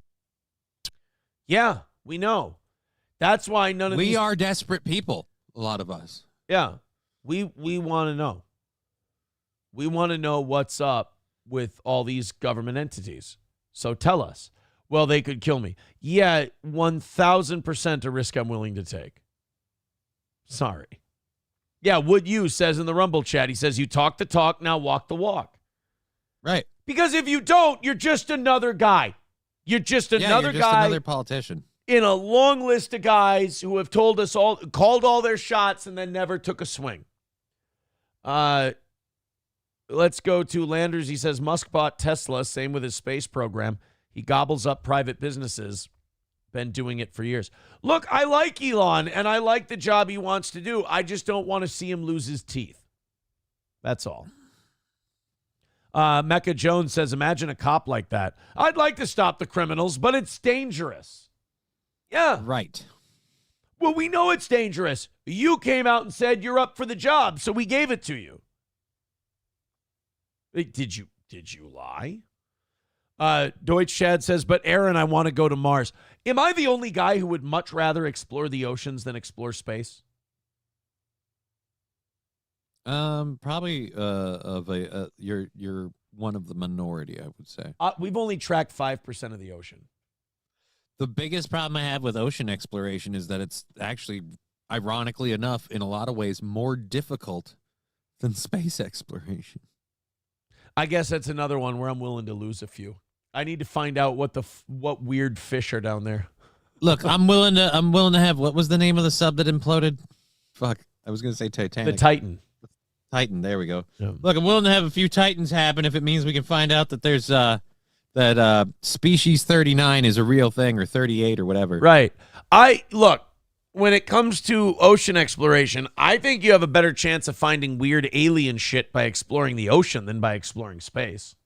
Oh, there's a claim that there's aliens under Antarctica. Right. Let's check it out. Yeah. It's a lot closer than going to Alpha Centauri.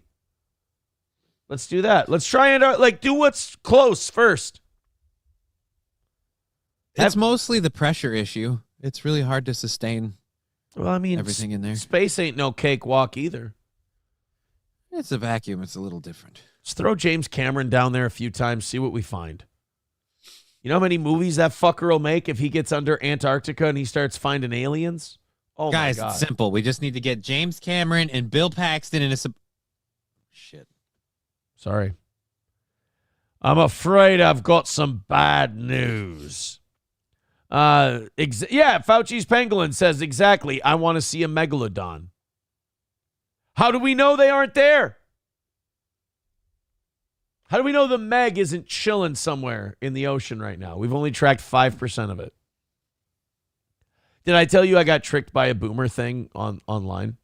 Not surprised, but please tell me what I it got was. tricked by a boomer thing. There was this Facebook reel.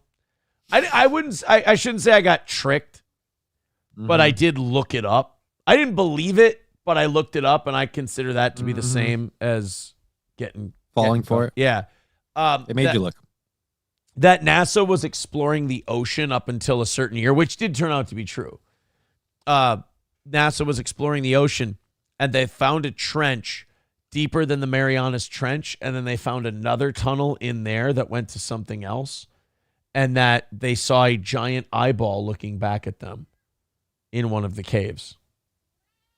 And I was like, holy shit. Like, I didn't think that was true, but I was curious enough that I typed in giant eyeball in the ocean. And to me, if you type giant eyeball in the ocean, you've on some level fell for it. Well, not only have you fallen for it, but again, you really thought that story would be found that easily? Like, oh, look, giant eyeball in the ocean, and nobody's reporting on this. I've missed shit before. I thought that maybe I missed the giant eyeball. You didn't see it coming. I leaned towards the giant eyeball didn't exist, but I was curious enough to take a look. That's all.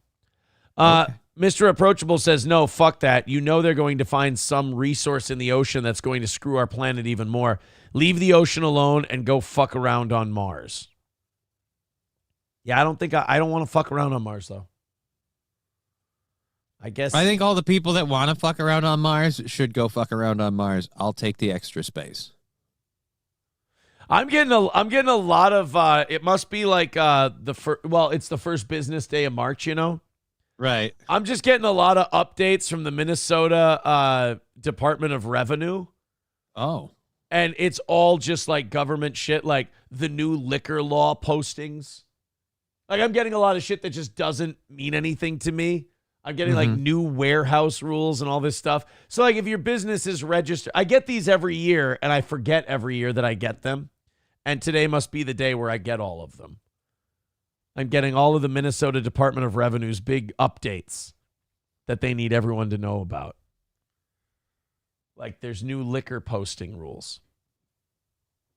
If you didn't know. Good to know. Yeah. It's really important for me.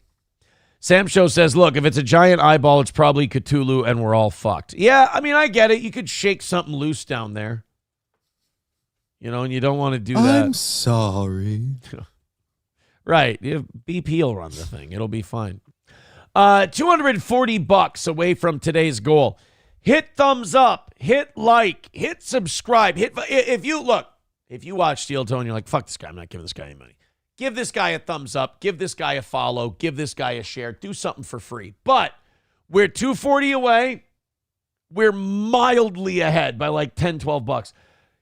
Let's go. Let's keep moving. We had a $40 run a little while back. Another one of those. We're good for another hour. So Streamlabs, PayPal, Venmo, Super Chats, Rumble Rants, etc. We're ahead. Let's stay ahead. It's very important. Perfect week on the line. I never have to do this with the evening show. I'm just saying. Last week, they didn't even make it an hour into any goal. They just knocked the damn thing out. What can I say? All right, let's get to Trump and Zelensky. You know, on terrestrial radio, you want to save your best stuff for around 7:20. Mm-hmm. And it's 7:28. We're right on time. The kids still got it. What can I tell you? That's been the funniest thing, putting those 101 shows up. Is like even haters watching them and they're like, that's pretty good. Like, you are good. I can't deny it. Like, they're kind of realizing that they're just shitheads for even trying to hate on what it is we do, because it's like, all right, this is good. What can I say? That's the right way to go. You're going to live a much happier life if you can just admit that, because hanging on to that stress and that angst and that anger of being in denial that I'm for you, it's not worth taking years off your life. And it's taking years off. I'm taking years off your life. Don't let me control you. Let's go to this Donald Trump, J.D. Vance, Volodymyr Zelensky thing. So when I first watched this, I didn't know how to feel about it. Because on one hand, I went, yeah, that's great. That's what I'd like to do to Zelensky, is call him on a lot of his horse shit. But then I was like, okay, but should I be president and should I be broadcasting my meeting with a world leader? Like, I personally think that whatever it is I would do should be like different from what the actual president does, if that makes sense. I agree with you on that, but in this particular case, like, for my own personal opinion, Zelensky's a puppet who was put there, and like it. In a way, like, it's obviously not mature or responsible, but the way that was handled and done kind of made us all see that he is just a petulant child going, no, I want all the money. Give me all the money. I want the money. And then, I mean, yeah, it just kind of made him look bad. On that note, I can relate to the guy. I get him. You know, he and I get each right. other. But similar goals. I don't know if turning international diplomacy into a reality show is the best thing. Like, put it this way. This was cathartic for me. I enjoyed watching Zelensky actually be pushed back on and challenged. But while I was watching it, I was going, oh, the media is going to say that Trump's a Putin guy now, that he's running interference for Putin, he's abandoning our allies, so on and so forth. And sure enough, that's what they did. But also, it's just like, I'm rewatching the John Adams miniseries right now, which, by the way, if you've never watched it, it's incredible. HBO Max. It's one of my favorite miniseries of all time. Paul Giamatti crushes it. Dude, you got Paul Giamatti. Tom Wilkinson is Benjamin Franklin. He's awesome. Oh, nice. How great that Tom Wilkinson has played Lord General Cornwallis and Benjamin Franklin.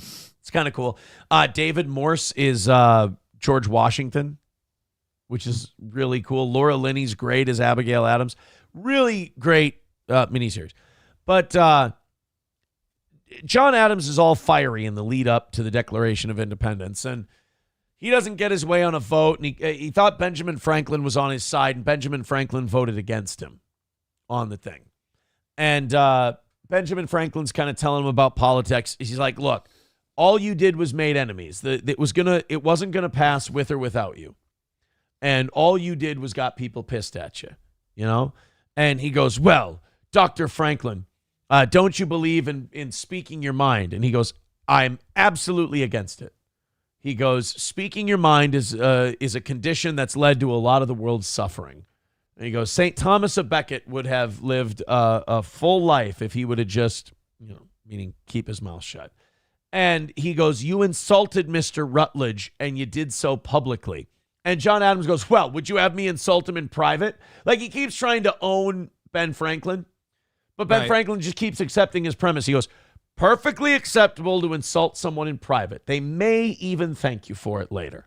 But if you insult someone in public, they tend to believe you're serious. And so I watch Trump and J.D. Vance like gang up on Zelensky 2-on-1 publicly. And I'm just kind of like, all right, but now where do we go from here?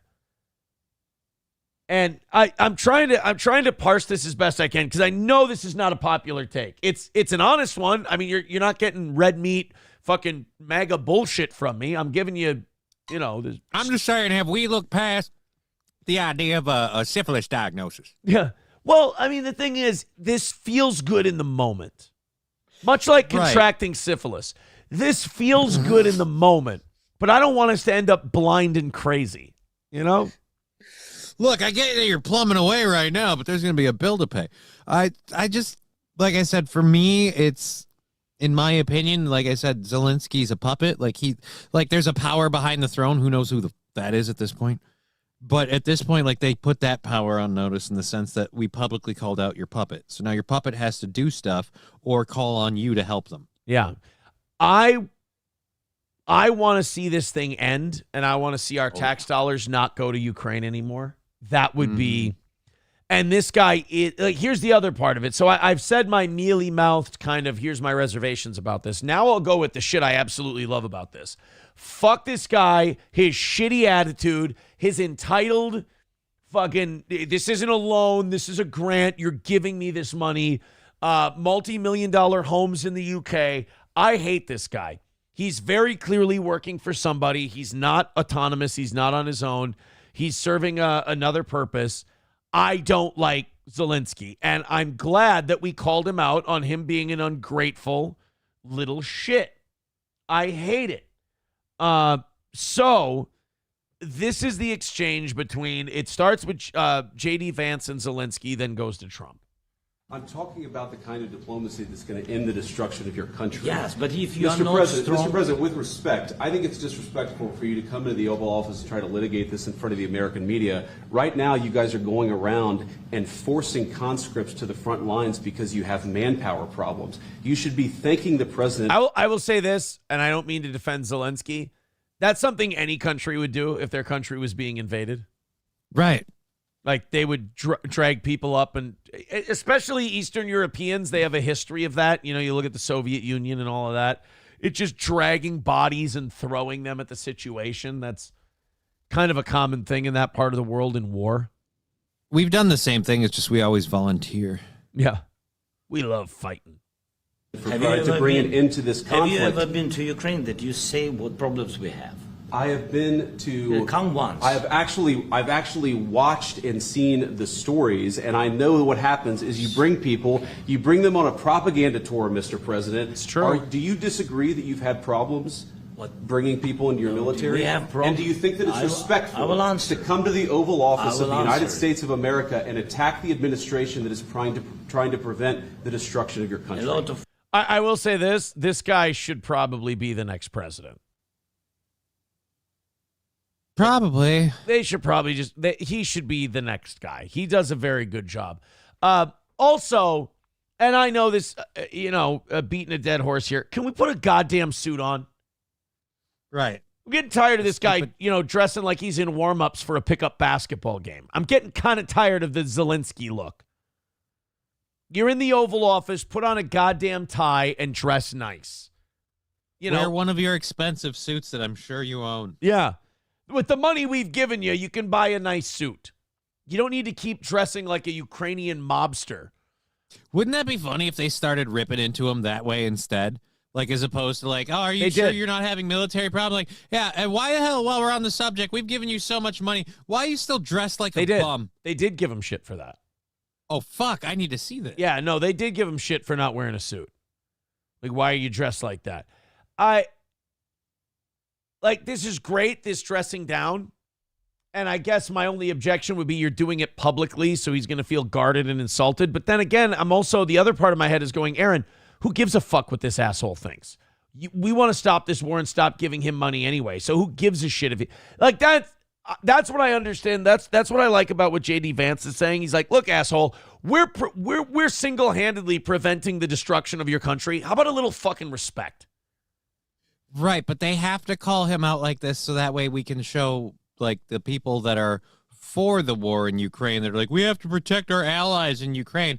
We have to be like, yeah, dude, not an ally. Have you seen this guy? He's just kind of a puppet. He's being a dick, and we're keeping his country afloat, and he's sitting here going, you're not doing enough, or you need to come here, you need to do this. It's like, I would like us to talk to this guy in a way that reflects what the actual power dynamic is. I mean, Biden, they rolled out the red carpet for this guy, waved Ukrainian flags along with American flags, which I'm very much against. This is the United States of America. We will fly American flags. We're not going to do that joint American-Ukrainian bullshit. But, watching Biden and them talk to this guy like being deferential towards him, if you're going to be the man in this relationship, then we should act that way. And if you're going to be our subsidiary, we should talk to you like a subsidiary because the Biden administration let this guy get so big for his britches that he felt like he could come around and just talk shit to everybody, and that's what he's been doing. You know, he's been going, oh, it's not a loan, it's a grant. Oh, if the U.S. doesn't give me $250 billion, I'm going to make Europe give me $250 billion. It's like, no, you don't hold any cards here, motherfucker. See, while you said that they shouldn't be addressing him or dressing him down like this in public, you're not sure if that was the right call. You're also simultaneously explaining all the reasons why they're doing that. No, you're right. Because otherwise his shtick continues. Yeah. And did you see, and we'll play it a little later, did you see his advisor? No. On the ground. Oh, we'll show that clip later. She was not having a good time. A lot of questions. Let's start from the beginning. Sure. First of all, during the war, everybody has problems. Even you, but you have nice ocean and don't feel now, but you will feel it. Suck my oh my God. That's another thing. I forgot about that part. Yeah, you have two beautiful oceans. You know what? Eat my ass.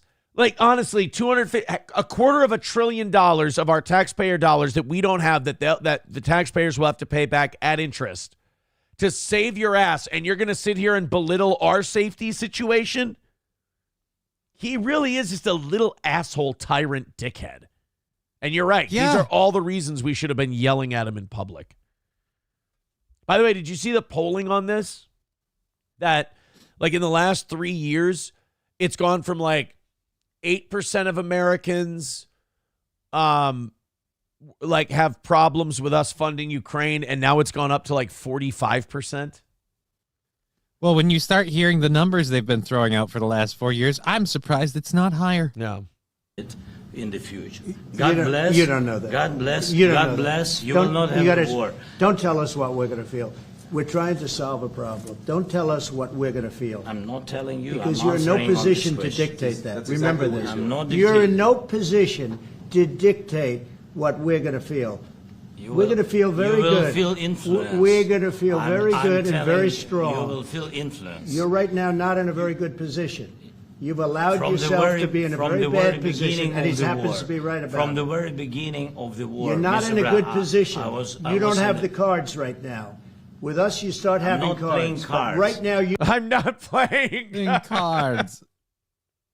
I wonder if that wasn't like, if he's flailing or if that wasn't a legit misunderstanding of like metaphorical English. I personally, and this is again a personal thing, I want to believe he's flailing. He's just relying on his theater background. He's just really, I'm not playing cards. Yeah. So I don't know. Maybe, you know what? It would have been funnier if he would have said, okay, Mr. Son of a bitch, let's play some cards. You don't, I'm very you're playing serious, cards. Mr. President. You're I'm playing very cards. serious. You're I'm gambling the with the president lives in of war. millions of people. You think You're you- gambling with World War What do you- III. what do you You're think about? gambling with What do you World think War about? III. And what you're doing is very disrespectful. I'll tell you that, yeah. Watching this the second time now and watching him try to talk over the president, your fucking meal ticket, the guy who's giving you all this money. Like, The person who you currently are the guest of.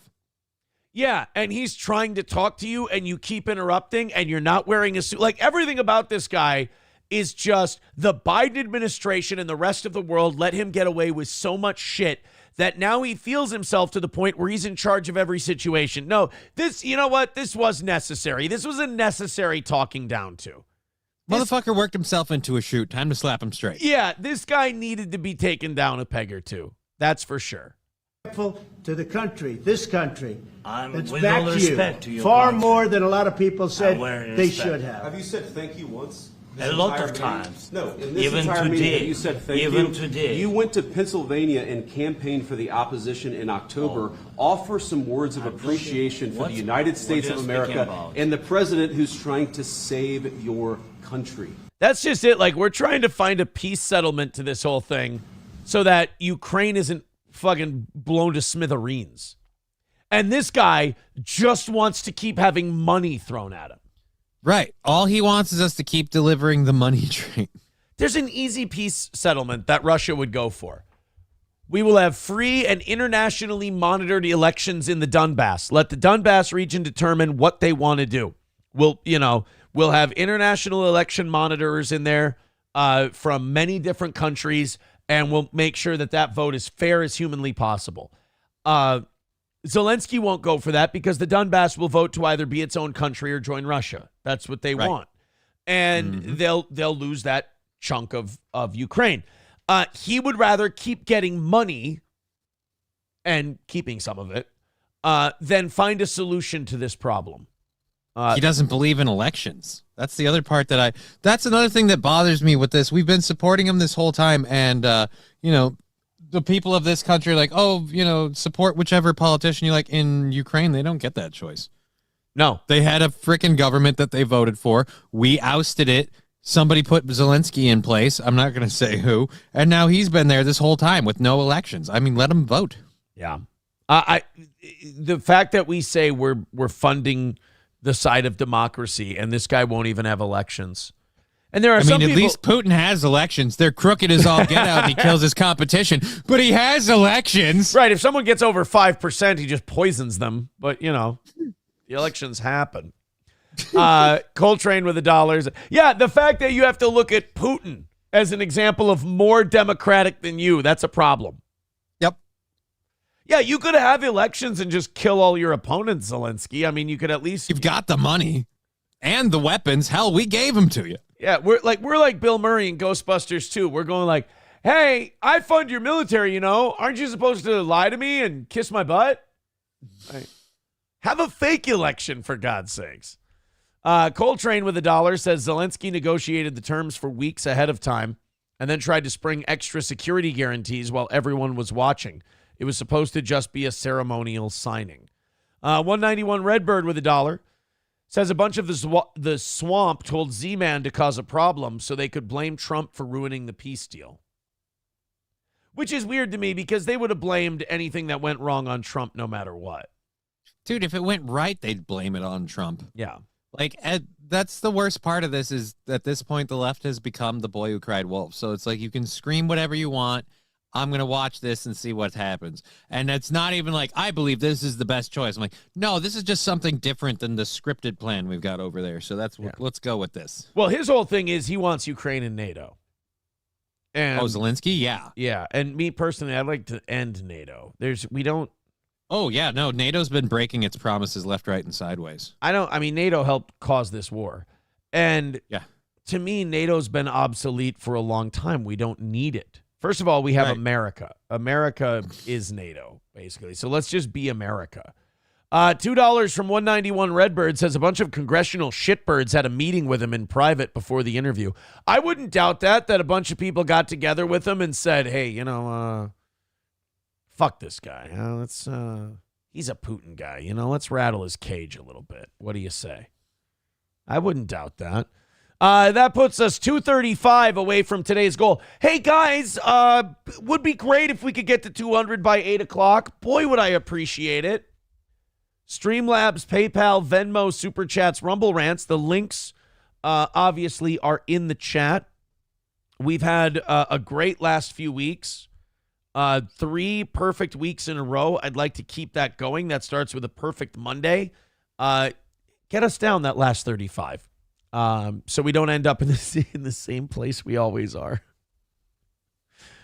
I just want to see a change. And we're doing you're never going to convince me we're not still fucking crushing it quality-wise. So we've earned it so far. That's why I say, like the one guy says, you want us to pay us before the job is done? No. Just hourly. Like any other job. Just as we go. Knock it down to 200 and we'll have this thing bang. Like we've been doing a bang up job for you. Get us down to 200. And that means all of you. Click the links and throw in a few. And if you got no money, thumbs up and subscribe for the toe. You should be thumbs upping. 235 is the number. Ollie becoming a member for 22 months. Says it's strange that you're against arming Ukraine, but don't mind Trump hacking away at social services to fund a crypto fund for scam coins. I'm against crypto scam coins. I want him to hack. This is an interesting one. I need some information on that before I can say, oh, yeah, I'm totally for him doing this. Like, I don't know that this is happening. So I 1,000% want him to hack away at social services. You're right about that. I don't think he's cut enough, but I want him to take that and balance the stupid ass budget. Crypto scam coins. I hate that stuff. I think that's retarded. I also think if you buy it, it's your fault. Like, I don't think you. So I just prefer he doesn't buy it with our money. Yeah. So, no, you're right, Ollie. If he hacks away at social services and funds a crypto scam, that would be bad. I would be against that. If you're talking about the Trump coins, that's entirely people being stupid enough to buy his coin. Yeah. But as far as I don't mind him hacking away at social services, no, you're right, I don't. I don't mind that at all. Ryan the Garbage Man says Lindsey Graham definitely knew the temperature in the room. He couldn't get up Trump's end fast enough. I don't know what that means. Riding Dirty Llama says, Aaron, did you figure out what is going on with the spring orders? No, I haven't, and it's really pissing me off. Like, I've been looking online. I've been Google searching, like, what the hell is this? And I've been reading a lot of things from a lot of people saying, oh, yeah, I ordered this from this place and this from this place on spring, and it took 2 months to get there. We haven't been paid out by spring. We crossed the threshold a long time ago. February 22nd is the payout date. We haven't been paid out by spring. Multiple people told me spring was the way to go. I'm a little frustrated. And because I just spent a fuckload of money ordering all that VIP shit and mailing it out to people. And now I'm sitting here going, okay. Where's my shit? Where's my money? I want all these like 9 or 10 VIP people. I want them to confirm they got their stuff. And then I want to let the other VIPs claim a piece of merchandise for the year. How can I fucking do that when I don't know if the shit I'm spending money on is going to where it needs to go? That pissed me off. That frustrated me. Oh, and speaking of VIPs, another lie that the gay boy told is he's like, April had the VIP stuff, but she was helping us so much that she didn't have time to do it. That's a lie. Number one, she wasn't too busy. She was doing a shitload of drugs. And number two, she didn't have any of the shit to send out. Nick's like, she had a box. She had a big box. You know what was full of it? Well, okay, jokes aside. She had a big cardboard box. You know what was in it? Lists of the people she needed to order shit for. She never ordered the shit. We didn't have the shit. I had to get all of it. I had to order it all. She never had it. She gave me back a mostly empty box that had binders in it with people's names and addresses. And she didn't even have a full list of that. So I know, hey, simp Nick, I know that you're simping for a girl who left you that once the drugs were all gone. But you're lying again, buddy, and I'm here to check you on it as usual. I know that upsets you and frustrates you, being held accountable. I know the reason you're being so gay towards me is I'm the only person who's ever told you no, but it ain't hard when you find out what a fucking psycho you are. All right, let's go to the Ukrainian ambassador. This is the woman I was telling you about. Yeah, the one who was unhappy with Zelensky? She did not think it went well for their side. Let's go ahead and play this. But I said to you, I want a ceasefire because you get a ceasefire faster than an agreement. Ask our people about ceasefire. That about says it all. She looks ecstatic. This is the inner monologue of this nose pinch says, this is not going well for us. This was a poor showing. Then you had, we have a 10-minute clip of the entire exchange, but that's a lot. Here, we do have the clip of him getting shit for not wearing a suit. We do have that clip for you here. This is when the press was allowed to ask questions. By the way, is it just me or is Marco Rubio incredibly tense and uncomfortable? He's tense and uncomfortable, and he also looks puffy. He's getting like the Carson Daly, like mid-body fat thing. Yeah, I see what you mean. But like, you got to remember, Marco Rubio's kind of more of a deep stater who's been invited into the Trump administration. So this kind of shit makes him uncomfortable. Second question. My second question for President Zelensky. Do you ever? Why don't you wear a suit? Why don't you wear a suit? You're the high. People are laughing at him. He asked that question, and people are laughing. I mean, why don't you wear a suit? Literally, everyone else out of respect is wearing a suit. Right. Next level in this country's office and you refuse to wear a suit, just want to see if do you own a suit? Yeah, you have problems. A lot of Americans have problems with you not Really? respecting. I don't the have dignity of such. this office. I will wear a costume after this war will finish. Okay. Yeah. I will wear a costume. It's not a costume. It's called formal wear. You're in a formal No offense, setting. homie, you're in a costume right now. Yeah. Super tough war guy costume. Yes, maybe one. Maybe something like this. something like Yes, yours. sir. Yes. That'd be great. Maybe something better. I don't know. We will see. You can certainly afford it. I have enough of your country's money. I can wear a suit if I want to because you gave me so many dollars. I buy the suit with the money from last time I stick it in. I can't. Yes, this suit I buy last time I stick it in you. You remember? Dress him.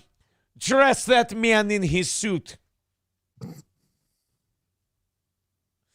I'd like you to wear a suit. You want a cookie? Maybe something cheaper than Thank you. Thank you for. Boy, he does not take that shit well at all, does he? No. But then He's again, not used to being challenged at all, which is, again, why I was happy that this happened. I was going to say, he's so used to having his ass kissed that he's not used to taking any kind of criticism.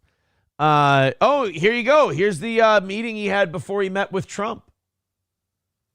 Let's take a look. Good morning. Thank you so much. So big team. Yeah. Hello. Very good to see you. How are you? Oh, shit. It's all the warmongers. It's Klobuchar. It's I saw Grassley over there. Lindsey Graham. All the military-industrial complex crowd meeting with Zelensky, smiling at him. Hey! You might as well play a fucking money roll sound every time they shake his hand. Just ching, ching, ching. It's just, oh, hey, you fucked us out of shitloads of money. We're so happy to see you. Ugh. Yeah, very Thank you very much. Thank you so much. Little does Zelensky know he's about to have his shit pushed in. This is not going well. Happy to see you. We know each other. It's not the first meeting, and I'm very proud that Ukraine has such big strategic, even not partner, not only partner, friend like the United States. So we are very thankful for this. We're here. Oh, so he thanked them. Yeah. He said thank you them. to this crowd of people, but not Trump, not J.D. Vance. Well, they've been working on this whole thing since it began. God damn, man. Today, as a show of support, we have committee chairs, we have the president. Yeah. So he met, he was right. He met with all the warmongers beforehand. This is Trump trolls Zelensky. Hey, you asked about the suit thing? We got more suit coverage, more suit game. Oh, sweet. Yes, I had 20 books. How are you? Kovac, I don't know if you guys heard that. Yes, I had 20 books. Did you hear what he said? No, it came through a little muddled. He goes, hey, look, you're all dressed up today. Again, I'm sorry. This is more quick-witted than our last president ever was. Yeah. Yes, I had 20 books. How are you? Pretty sure. He's all dressed up today.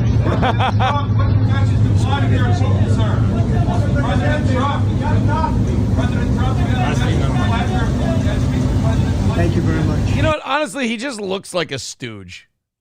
Yeah, especially since he's standing next to Trump, who, no offense, isn't the tallest, most domineering person in the world, and he kind of looks like a child. Yeah. Like, he looks like a stooge kind of a guy. Especially if you watch any of his earlier work before he was in politics. Right. Oh, like, what was it? Was he the one playing the piano with his dick? Piano with his dick, and there's just a whole bunch of other really stupid shit. Yeah. Looks like we're about to fall behind again. Guys, Streamlabs, PayPal, Venmo, Super Chats, Rumble Rants. It's a great show today. Hit like, hit subscribe, throw a couple bucks our way. We'd appreciate it. Trucker 18-wheeler with $5 sends us a link. Let's take a look. We've also got Los Federales link that we got to get to. Who the fuck is this guy, man? All right, we'll get to that in a second. Let's do Los Federales sent this a while back. By the way, 2:30 away from today's goal. Thank you, Trucker 18-Wheeler and Los Federales. Please consider throwing a few bucks at us. Honestly, get us under $200. We're good for the hour. Get to 100 by 9. Let's keep our perfect weeks going. We'd appreciate it. You guys are the best. You keep us going. All that good stuff. Let's go. This is a little AI UFC mashup of the Zelensky-Trump confrontation. You're not in a good position. You don't have the cards right now. With us, you start having cards. Right now, you don't. You're playing cards. You're playing cards. You're gambling with the lives of millions of people. You're gambling with World War III. You're gambling with World War III.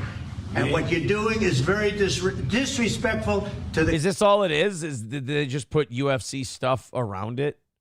Yeah. Oh. That's all it is. I was kind of thinking they would have, like, Dana White intervene and he'd, like, say something. And no, that's just... Maybe eventually, but if that's the gag, then this is like a 10-second video would be perfect. Like, it's a fun little gag for like 10 seconds, but 52 seconds. Jesus Christ, guys. It's just, you're just copy pasting at that point. Like, you're just pasting the video over a different backdrop. Yep. Okay. Well, like I said, fun bit for 10 seconds. Thank you very much. Thank you, Trucker 18-Wheeler. This is Alexander Dubinski. He made a statement.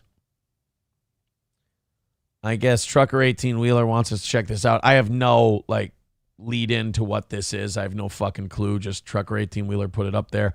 Attached $5 to it, so I really do appreciate it. Thank you, sir. President Trump, my name is Alexander Dubinski, and I'm a member of the Ukrainian parliament. Okay. I have been in prison for 14 months. For one reason only, I told the truth about the Biden's corruption in Ukraine. Oh, shit.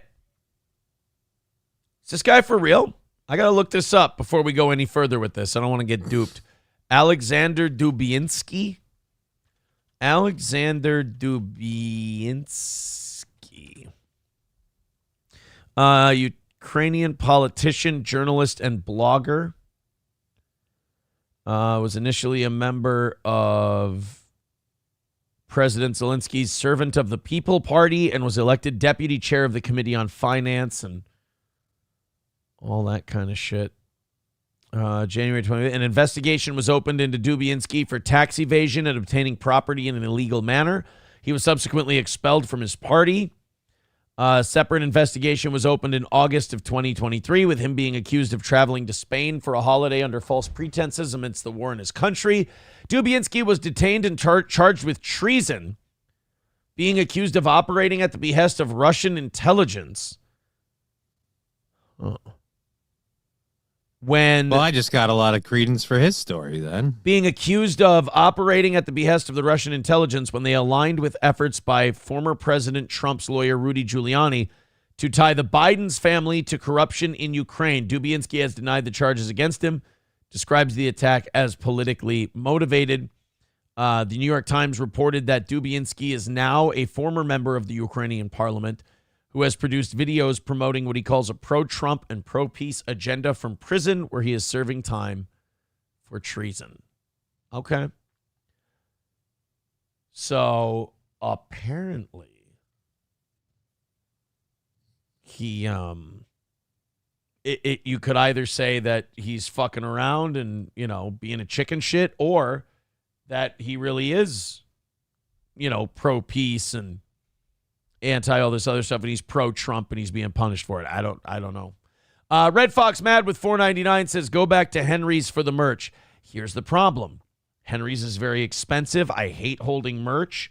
And also, they take a long time to get the... So I call in the order. It takes 3 weeks to a month for them to get, like... If you run anything, merch is a loser. Like, it always is. People always start doing merch thinking, oh, merch is great, merch is great. Merch is a loser. It always has been, always will be. It's a promotional expense, is merch. I just want something that fucking works. That's all. I'll let you know how my Streamlabs setup goes. I seem happy with it so far. All right. Let's go to this Dubinski guy, and let's see what he's got. And then I want to move on because, it's just not coming in, so maybe we're being boring. In 2019, I was the first to expose how Joe Biden was using Ukraine for his personal financial gain. I exposed how his son, Hunter Biden, got millions of dollars through offshore schemes and Burisma. I spoke as a lawmaker, and I spoke as a patriot of Ukraine. But after Biden won in 2020, Zelensky's government, following Washington crazy orders, opened 4 absolutely stupid and fake criminal cases against me. Okay, here's where this guy has a little bit of believability. Remember Joe Biden's own story about how he got that prosecutor who was looking into Burisma fired? Right. And then all of a sudden they owned a bunch of money, all of a sudden we owed a bunch of money to Ukraine in the form of supporting this defensive patriotism and democracy for an unelected government. There was aid during the Obama administration, U.S. aid from that organization that Biden withheld and said, you can have this money if you get rid of this prosecutor that's investigating me in Burisma. And they got rid of him and they got the money. So that is something Biden would do, is order Ukraine to, get rid of people who might want to look into Burisma. So I have a hard time not believing the guy. I just can't believe it after watching the Biden administration that they would have any government, theirs or anyone else's, use the judicial system as a weapon against people. Yeah. November 2023, they put me in prison. No evidence, no trial, no investigation. I was never even asked for testimony. They just want to shut me up and silence my public voice, but they failed. They failed because Biden's corruption is a fact. It's a fact. The American Congress and American court have proven that Hunter Biden received money from Ukrainian officials. He confessed to it. But who's in prison? Dubinski, not Biden. For what? For speaking the truth about Biden's corruption at a press conference. For exposing Soros' network, the same Soros who is together with Yermak and Zelensky helped to steal your election in 2020.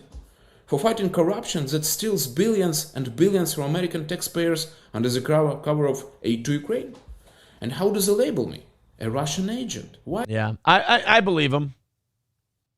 Yeah. I buy it. I think he's telling the truth. Because it jives with everything else we've heard. See, Elon, that's where you're doing something where you're like, oh, if I push this, they might kill me. That's what that looks like.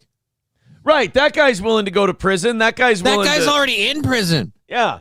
They could literally just be like, all right, time to take him for walkies out in the yard, and then they just off him. Yeah. Elon's sitting there. I was on my private plane over here, and I'm like, I could be risking my life. Yeah. If I tell you how these Congress people make all their money, I could be risking my life. To which I respond, yeah, that's why we got you here. Like, I want to look at Trump and Elon, and I want to tell them, look, as voters, we intended to put you in harm's way. Look, that's why we gave you the job, fucko. Do you think I turned it down because I was like, no, this sounds like a solid financial plan, better give it to someone else? Yeah. Hey, you guys, if I do this, I could, they could try to kill me. Yes, we know. We intended to put you in that spot. That was on purpose, asshole. Oh, all right. So you don't really like me as a person? Not that much, no. No. Kind of a useful Just wanted idiot. you to dig us out of the hole, and I leave with my head. That's all we wanted. 225 away from today's goal. If you could, I would appreciate it. I want to get off to a good start this week because the evening shows have been ridiculously easy. They've been great. They've been awesome. We got off to a good start today. Then we had a nice little run in the middle. Let's go. 225 away from today's goal. We're officially behind. Here we go again. PayPal, Streamlabs, Venmo. It won't take much. Just everybody throw in a couple.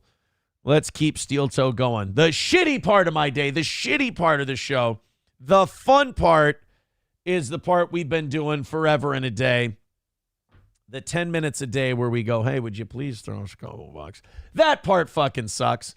And it's no fun to listen to. I get that. Oh, I would hate it if I were you, if I were the audience. So everybody throwing a couple bucks. We'll knock this thing out. This is what I was talking about earlier.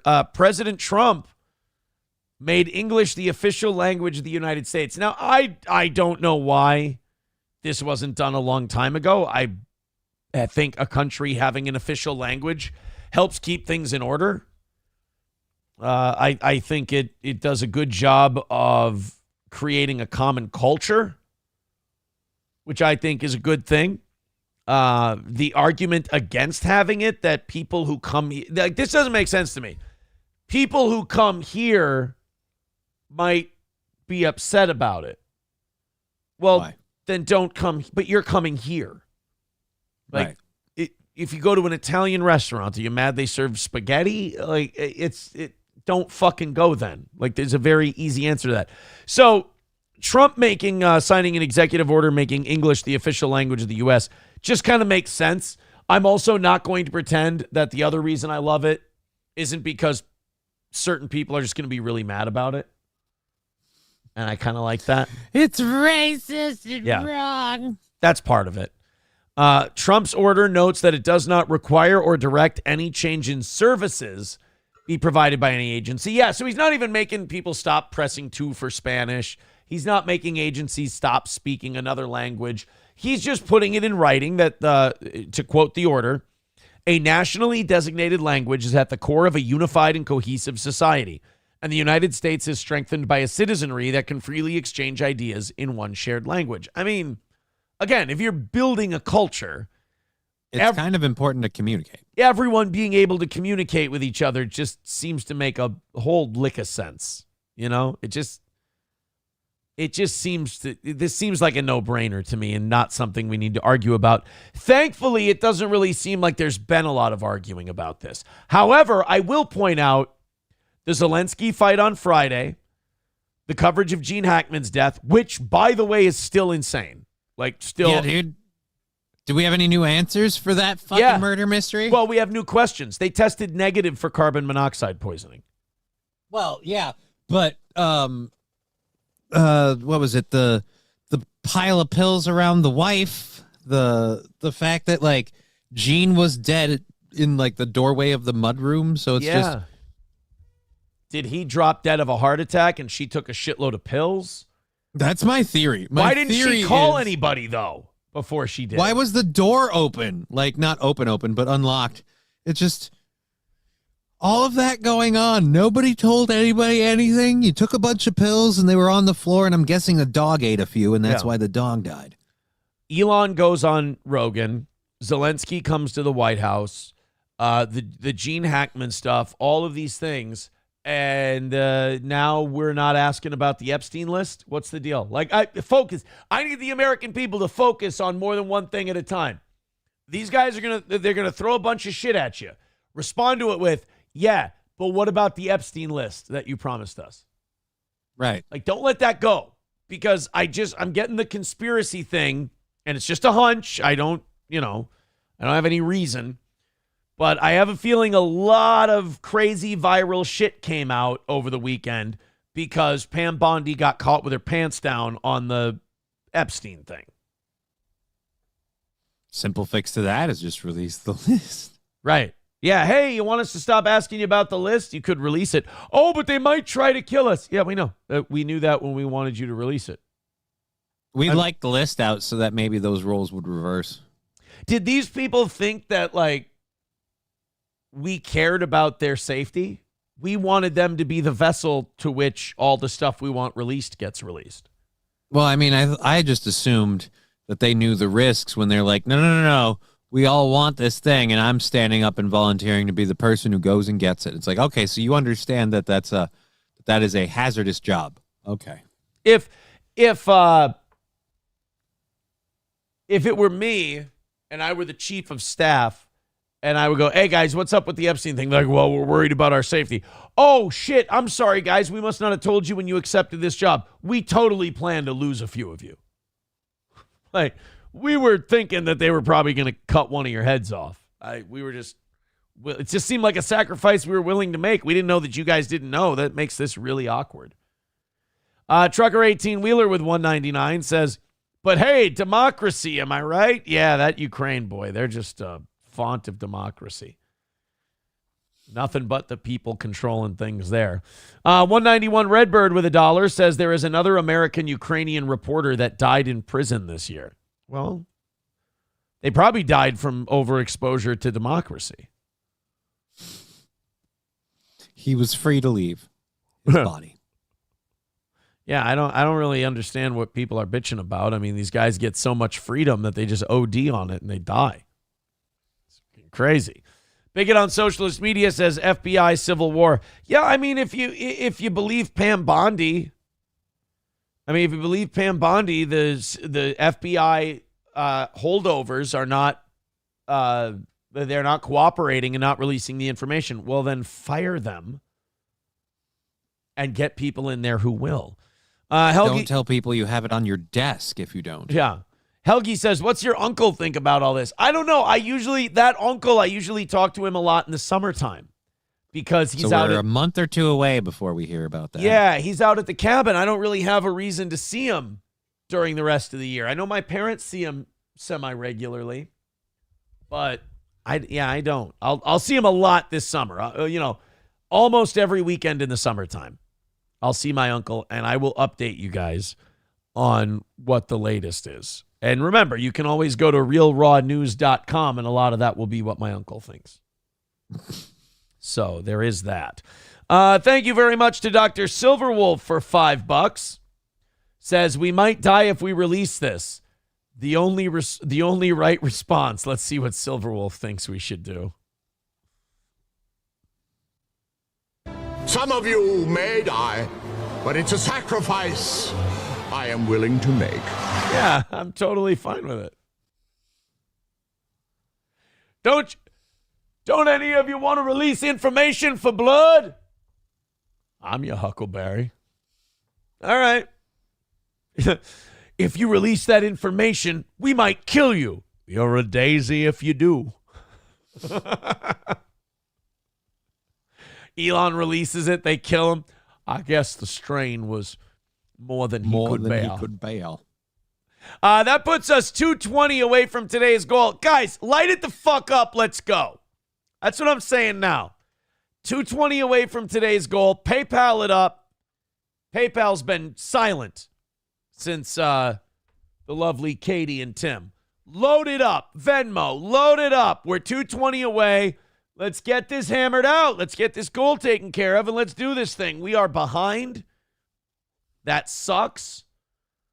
What are we at? We are at, we're only at $80 today. So we're over 2 hours in, $80 so far. It's just so common on Monday and Tuesday. It's just so common for these to be at this point in the show. So, I kind of know where we're heading. Let's just go there early. That would be nice, because I don't like this part. I know we have fun, we laugh, I don't like this part. I really don't. So it's a show quality issue. Throw us a couple bucks. Let's get things back to a manageable level here, and let's get it done. I love you guys. You're great. You've kept this show on the air for a long time, but it's getting weird, like the gap between the evening show and the morning. The morning show's 800-900 people at a time for 4 hours. The evening show is 300-400 people for 2 hours, and they are fucking killing it, and I really do appreciate it. So keep up with those guys. Also, Shane Gillis hosted SNL this weekend. If you haven't seen any of the clips, watch them. He did a great job again. We'll play. Oh, we won't. Yeah, we would love to play some of it for you and talk about it, but SNL really hype up the thing, get you interested in maybe checking it out yourself, but no, we can't do that. SNL would we'd be cut off if we did that. Hey, thank you very much, Atomic Ray, for gifting a subscription on Rumble. That's worth a $5. Appreciate it. 215 away from today. Rally it up. That's 191 Redbird now got a membership from Atomic Ray. Oh, also, speaking of Rumble subscriptions, we are I'm going to look into posting those Rockin' 101 shows for subscribers only on Rumble as well. So thank you. 215 is the number. Let's do it. Let's go. Let's fire it up. Fire in the hole. The only shitty part about Steel Toe is the fact that we have to ask you for money. So let's make that as painless as possible. We're going to go to Minnesota for this next one. Thank you. Thank you very much. Byron Granger says 1% for Peggy McPeggy. I don't mind Peggy McPeggy. That's not a bad one. Peggy McPeggy's pretty good. I've come up with some support. I've come up with some good names for myself. Beggy Monster, that's my favorite one. That got people going. I like that.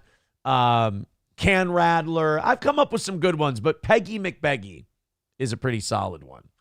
I come up with all the good ones, then the people who don't like me try to steal them, and I catch them, and I go, I got you. Dancing to my tune again, motherfucker. Let's go to this field trip thing. So in St. Paul, they were going, I don't know why people try to do this. I mean, it just seems like you're begging for a problem, and it seems like a massive distraction. But a school in St. Paul wanted to have a field trip, which is fine. So far, so good. Field trips are good. Where were they going? It was for students of color only. So they were going to take all the black kids and the Hispanic kids and the Asian kids, unless Asian kids are white now. I don't know what the new rules are for progressives. I think Asian kids are this close to being white. Latino kids aren't that far behind. So at the very least, black kids. They wanted to take them all on a field trip and leave all the white kids at school. Nobody in this St. Paul school apparently thought that that would lead to complaints of discrimination. And, you know, the only reason that the school got discrimination complaints is because what the school was doing was blatantly racist. Was blatantly discriminatory. It's like, you know, I mean, like, oh, man, can you believe we got complaints of discrimination for our field trip? Oh, man, that really sucks. People are oversensitive today. What'd you do? We made the field trip only for black kids and told all the white kids they had to stay in school. Well, you do understand that's the dictionary definition of discriminatory. Lighten up, you pussy. Los Federales with $1.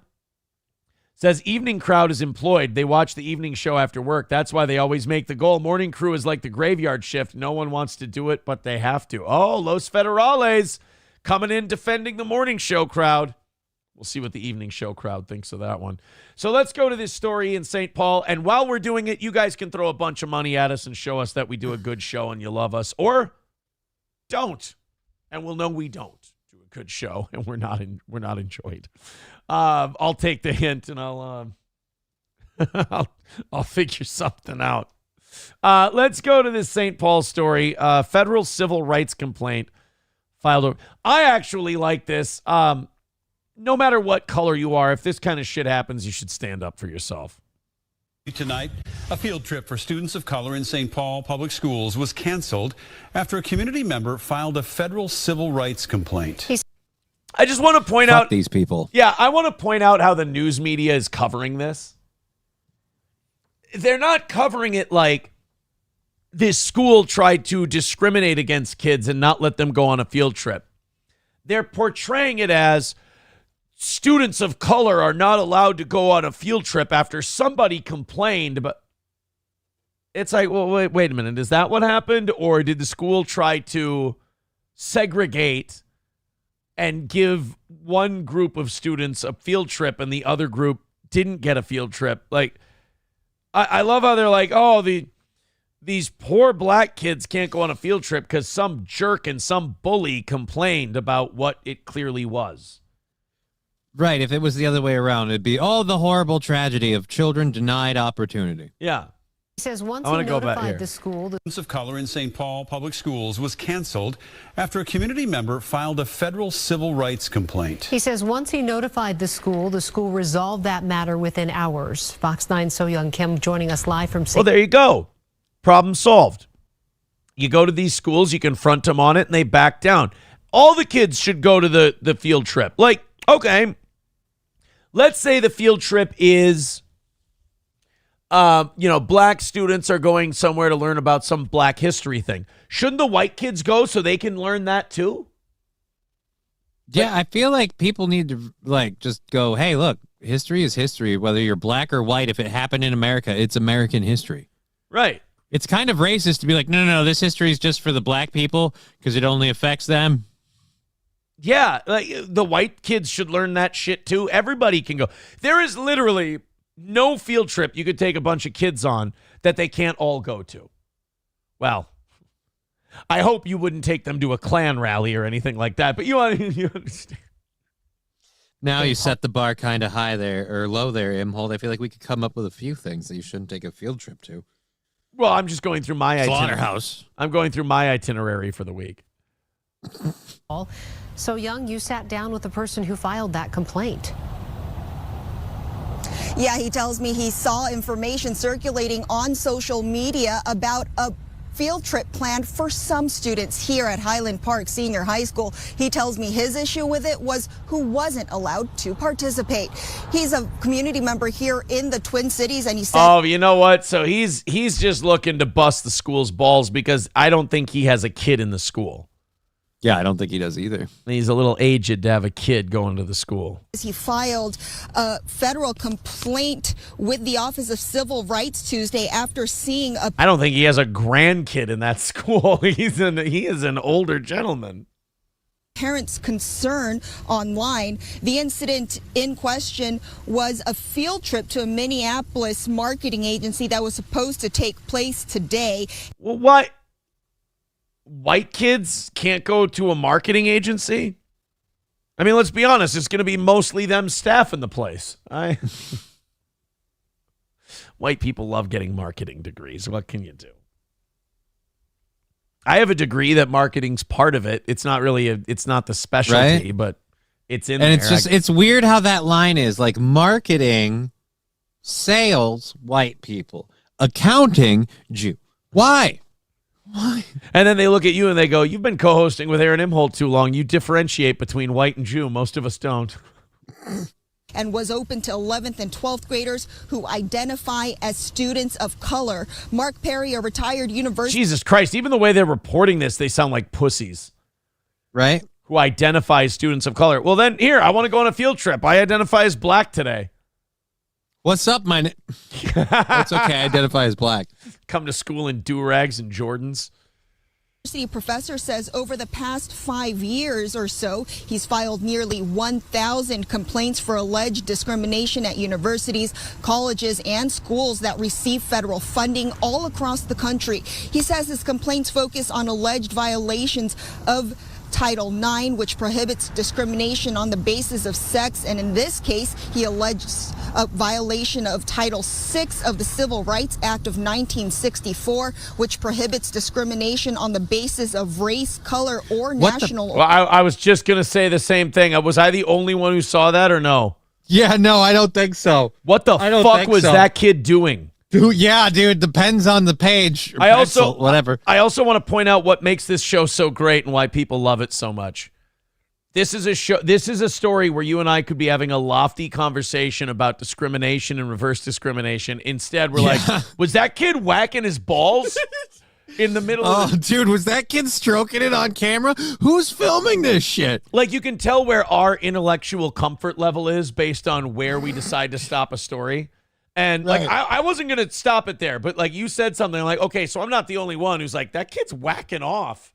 Dude, I'm uncomfortable with the visual I'm getting here. Hold on, let's He says within hours of violation of Title VI of the Civil Rights Act of 1964, which prohibits discrimination on the basis of race, color. That kid was grabbing his balls. I know they were in the pouch of the hoodie, but it was pulled down really far.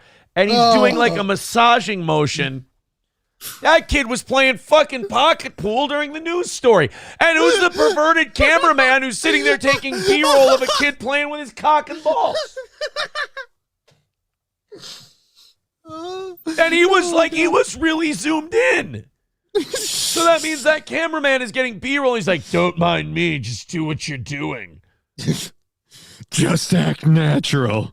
And it's a white kid. So what they're basically saying is these white kids aren't allowed to go on the field trip, so they just sit there and play with their putt all day. Go back. Now that you explain it, I think we need to let them stay in class. He says within hours discrimination on the basis of sex, and in this case, he alleges a violation of Title VI of the Civil Rights Act of 1964, which prohibits discrimination on the basis of race, color, or national origin. Act of 1964, which prohibits discrimination on the basis of race, color, or national origin. He says within hours of contacting the school. Why are you wearing a hoodie and shorts? Let me just say this before we continue on analyzing that. It is wrong to discriminate against any race when you're going on a field trip. Everyone should have been allowed to go. That being said, That 3-second snippet raises far more questions than answers. Because, A, the kid I played with my balls in high school during class. Like, that's something you might do. You might just adjust or, just kind of pull on your balls here and there. Because I got that big, bent, crooked dick. Right. And I had to take my big... It's like a shepherd's crook. Yeah. Every time somebody was shitty on stage, I just pull them off of there with my cock. I had my big, bent, crooked dick, and I had to adjust it all the time in class. So Lord knows I understand. But in this case, what is the cameraman doing focused in on this guy just playing around in his genital region? Get the fuck out of there and let's investigate that camera guy. It's not B-roll anymore. It's now officially D-roll. It's D-roll. I don't really care about the civil rights part of this anymore. It's officially not about civil I'm just more concerned. Like, Fox 9 has filmed me before for B-roll during an amateur baseball tournament that I was doing play-by-play for. Now I'm worried that Mike Max was staring at my cock. And he's going to go on air and talk about it, and someone will be vindicated. Helgi with a great point. He goes, maybe what they were trying to show was that they're real jerks for discriminating. Oh. That's what it was. That kid wanted to go on the field trip. All he had to do was claim he was black, but he didn't have the balls. We didn't need that B-roll. That's all I'm saying. It's that people in the chat are being like, how much time are you going to spend on this? I'm uncomfortable. Live in the moment, dickhead. Trying to teach you something. That guy was uncomfortable, too. He kept adjusting. Honky with $1 says only the black kids away from school. It's a good start for crime reduction in school. Oh, my goodness. Camo Girl with $4.99. Thank you very much. Jessica with $50 over on Venmo. Thank you very much. And I just want to say thank you. Wait, that's the 100. That's the 100. Thank you for the 50. They are afraid. Thank you very much for the $50. So that's a 50, and then we got to throw another thank you out there. Give me a second. Got to see if there's a message with it. There we go. Bandit of 71 with $20. So that's going to put Bandit at least tied for the board. You got Jessica with 50, Bandit with 20. Thank you very much, buddy. So we're knocking 70 off. God damn it, I can do math. I'm not a fucking idiot. You're an idiot. I can do it. Yeah, I am, but at least I know it. 145. Oh, there we go. Right back on track. Beautiful. Thank you. I got to say, I prove them wrong once again. If you don't ask, you can't receive. I asked, it came in, but you know what? I appreciate that 50. The 50's huge, but let's make that not even necessary. Bunch of 5s, bunch of 10s, bunch of gifted memberships, all that stuff. Get after it, guys. Get after it and go for it. Let's go ahead and knock out the rest. 145 away. Hey, it's real easy. Real easy. At the very least, 100 by 9 o'clock, but I say, fuck that noise. Let's hammer it out. Let's call it a win for the toe and tell these evening show people to pipe down. All right, let me open up another set that we've got here. Oh, we've got some good stuff. We got an update on the Pope. We got another. We've got a. I don't want to say this is a dumb criminal. Let's just say a high-risk criminal. And then we also have Bill Maher ripping the shit out of liberals, which is always fun. All of that coming up. But first, Midland Armory in downtown Foley, Minnesota, our good friends at Midland Armory with everything you need for sport shooting, personal protection, hunting of all kinds. Nobody better than Derek and Tracy at Midland Armory in downtown Foley, Minnesota. MidlandArmory.com. And, of course, Stoney's Bar in downtown Rockville, Minnesota. Another great weekend at Stoney's where they had all of the great live music, the party, the Bloody Marys on Sunday morning so you could heal up a bit. That's Stoney's Bar in downtown Rockville, Minnesota. Start your week off right after work by heading to Stoney's and grab a beer or a couple of drinks. Grab yourself a pizza for dinner and go over to Stoney's and make some new friends. That's Stoney's Bar in downtown Rockville on Broadway. And also All Care Towing, 320-253-5203 for All Care Towing of St. Cloud. If you go in the ditch, look, today it's going to be beautiful. It's going to be in the 50s in Minnesota, but accidents happen. And if it does happen, you don't want to waste any time. Use our friends at All Care. They are there quicker than anybody else, no matter what you drive. That's All Care Towing, 320-253-5203 for All Care Towing of St. Cloud. Thank you. We have so much more to get to. We got the Pope.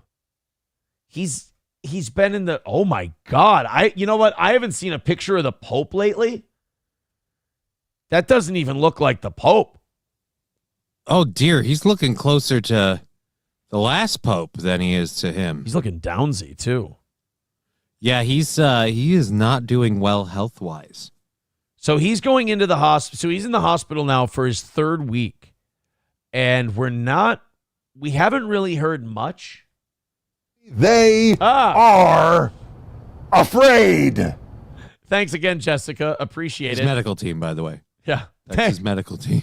Oh, and by the way, Bandit, thank you for the 20 that you gave us earlier. I forgot to give you this. We want the gold, sucker. Hulk Hogan, we coming for you, nigga. And I hit the eyeball, so we won't be seeing that again. All right. Pope Francis's condition remains stable, and he is alternating between mechanical ventilation and high-flow oxygen therapy. Uh-oh. In other words, he can't breathe on his own? No. It might be time.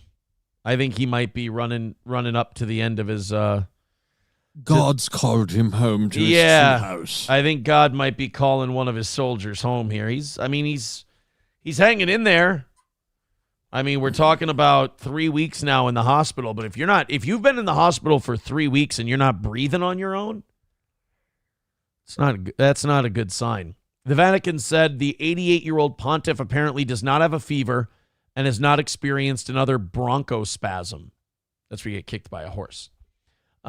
Vatican sources say the Pope's in a complex but stable situation. He's dying. As he enters his third week in Rome's Gemelli Hospital, his white blood cell count is apparently so low that infections are likely under control, the sources added. I mean, he's 88 years old. What does recovery look like for someone like him, you know? I mean, it's not like he's going to be out jogging.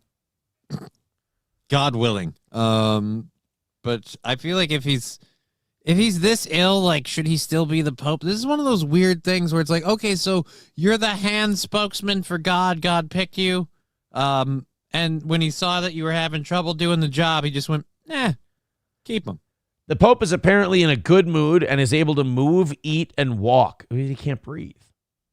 However, according to Vatican sources, his doctors are advising him to stay cautious. He opted to rest on Saturday instead of doing work with his secretaries.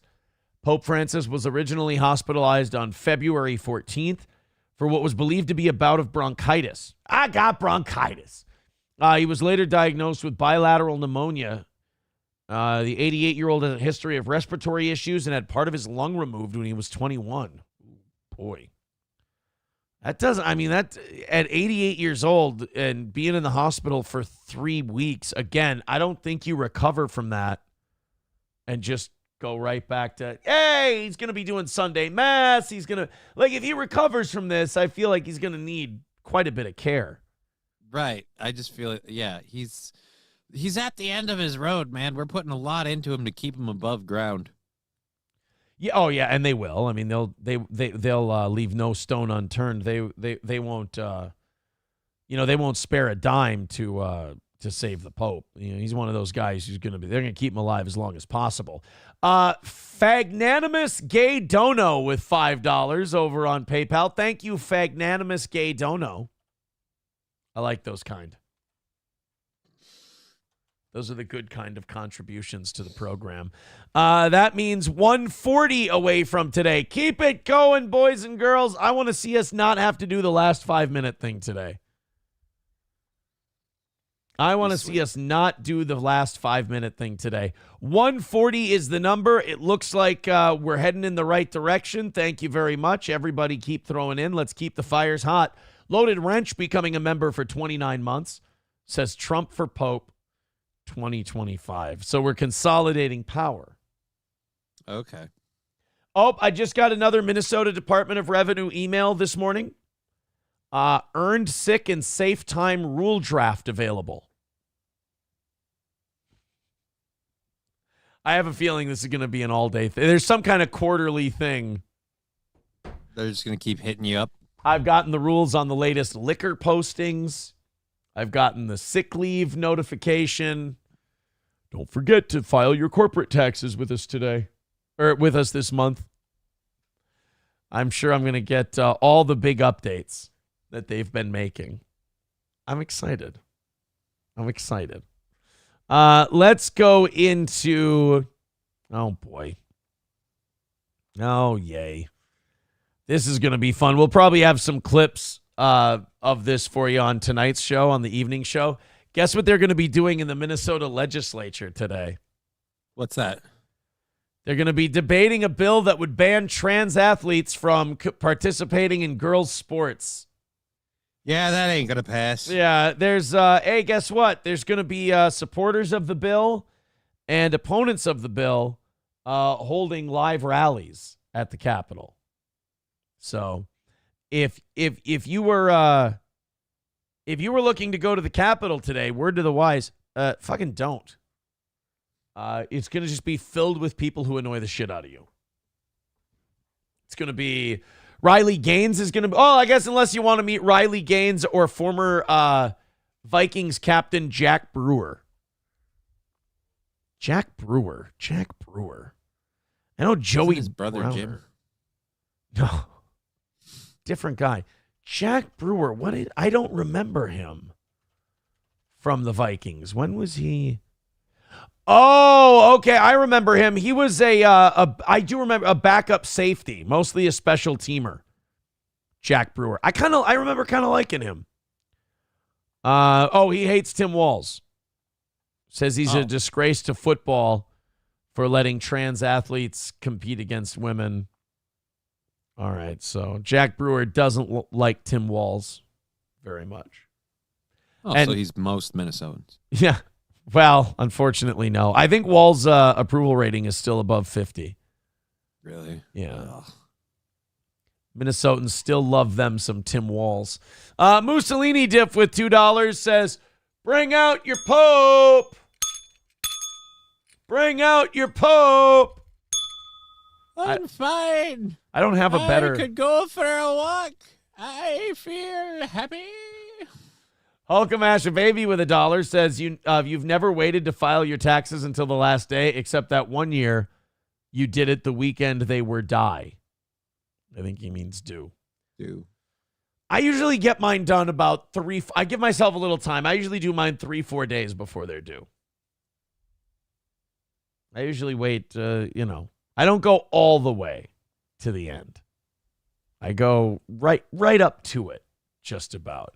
Okay, so they're going to be debating a trans bill. I'm sure we're going to have some awesome clips of this debate for the evening show tonight. I'm going to go on Twitter today, and I'm going to type in Minnesota trans bill, and it'll just be a bunch of people screaming at each other. Amazing examples of the human race. Oh, and everyone's going to be really reasonable, and everyone's going to be making really fair, cogent points. Mm-hmm. It's going to be just a cascade of candor is what we're going to see. JM says, Minnesota people seem good. How do they get such crazy politicians? Lefty politics, man. Unchecked. Twin Cities. Yeah, the Twin Cities. Unchecked lefty politics. The Rocks and Cows people are, they're kind of racist, but they're relatively reasonable. Simple folk. Well, you tell me when I'm telling lies, them But, the Metro is like, as far MAGA as central Minnesota and outstate Minnesota is, the city areas are just as much blue-haired liberal territory. That's how you end up the way we And they are. get to vote twice. Would you? Yeah, right? They get to vote when they're dead. It's just not fair. Turd Burglar says there will be some nice cores to look at. I'm not going to be looking at any cores, I promise. Would you says, what time is the evening show? 6 o'clock. We have moved it to 6 o'clock. It worked great last week. It works better for me. Seems to be working better for everyone else. So Guy just steals every idea I have. you moved an hour back. I move an hour back. It helps everybody. The fuck happened? All right. Yeah, no, it's all good. It helps everybody. In fairness. So we'll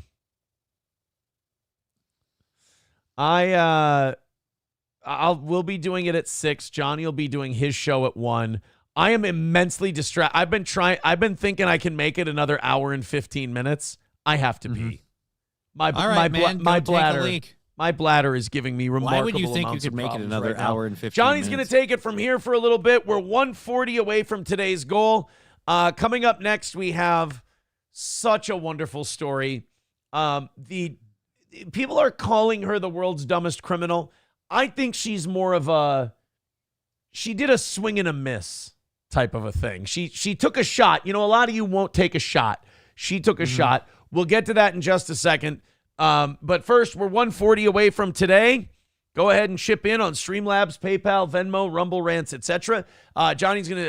George is going to take over. They're going to do a little culture club while I go out and talk to Drew Barrymore. See, it's a wedding singer reference. We're going to be doing our show at 1. George was the prettier one, asshole. But yeah, we're going to be doing our show at 1. We go from 1 to 4:30. And we have a new merch store to debut. So we'll show off the new merch store, the new merch link, as well as we have our busy week for the show because we have our big day this Friday where we're going to be doing the studio sponsor will be up for grabs. The music video thing will be available.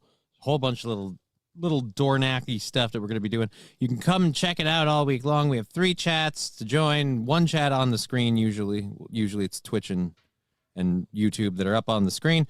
And then, we cover a bunch of different topics or just fart around for 3.5 hours in the afternoon if you have nothing better to do. And if we knock out the goal here, then my life gets more busy. So then I have to go from one to the other. So if you like torturing me, just keep me moving from one stream to the next. Monday's the big day. What's up, dude? How can we... Got to change the lighting. Because you see how, it makes me look gray over here? Mm-hmm. And then I go like this, and you can clearly see just a beautiful head of brown hair. Right. I want that dealt with. We have a new sign being made, a new backdrop sign. Mm-hmm. And I'm very excited about it. And it says the Joe Rogan Experience. Right, yeah. Until they're surprised. I wanted something a little more marketable. And we're going to put that up as soon as it gets here, and then we're going to make some changes to colors and cameras and everything else once the new sign gets here. But yeah, people were saying something like the gym videos that have been posted. They're like, wow, that gym lighting actually makes you look better than your studio lighting. I'm like, you know what? We're going to figure this out. We're going to figure it out. Sam Show says the lighting won't help you. I disagree, Sam Show. I'm a striking lad. And we'll get it figured out. We are, again, 140 away from today's goal. Let's knock this thing out. We're 12 minutes away from 9 o'clock. We like to be at 100 by 9 o'clock. Come on. We've been full starting a lot of big rallies today. Let's have one go and lock it in. Streamlabs, PayPal, Venmo, Super Chats, Rumble Rants. The nice thing is, like I said, every Monday is turning out to be this way, so at least we're used to it. Let's go to this Whataburger story. World's dumbest criminal for this person seems a little harsh.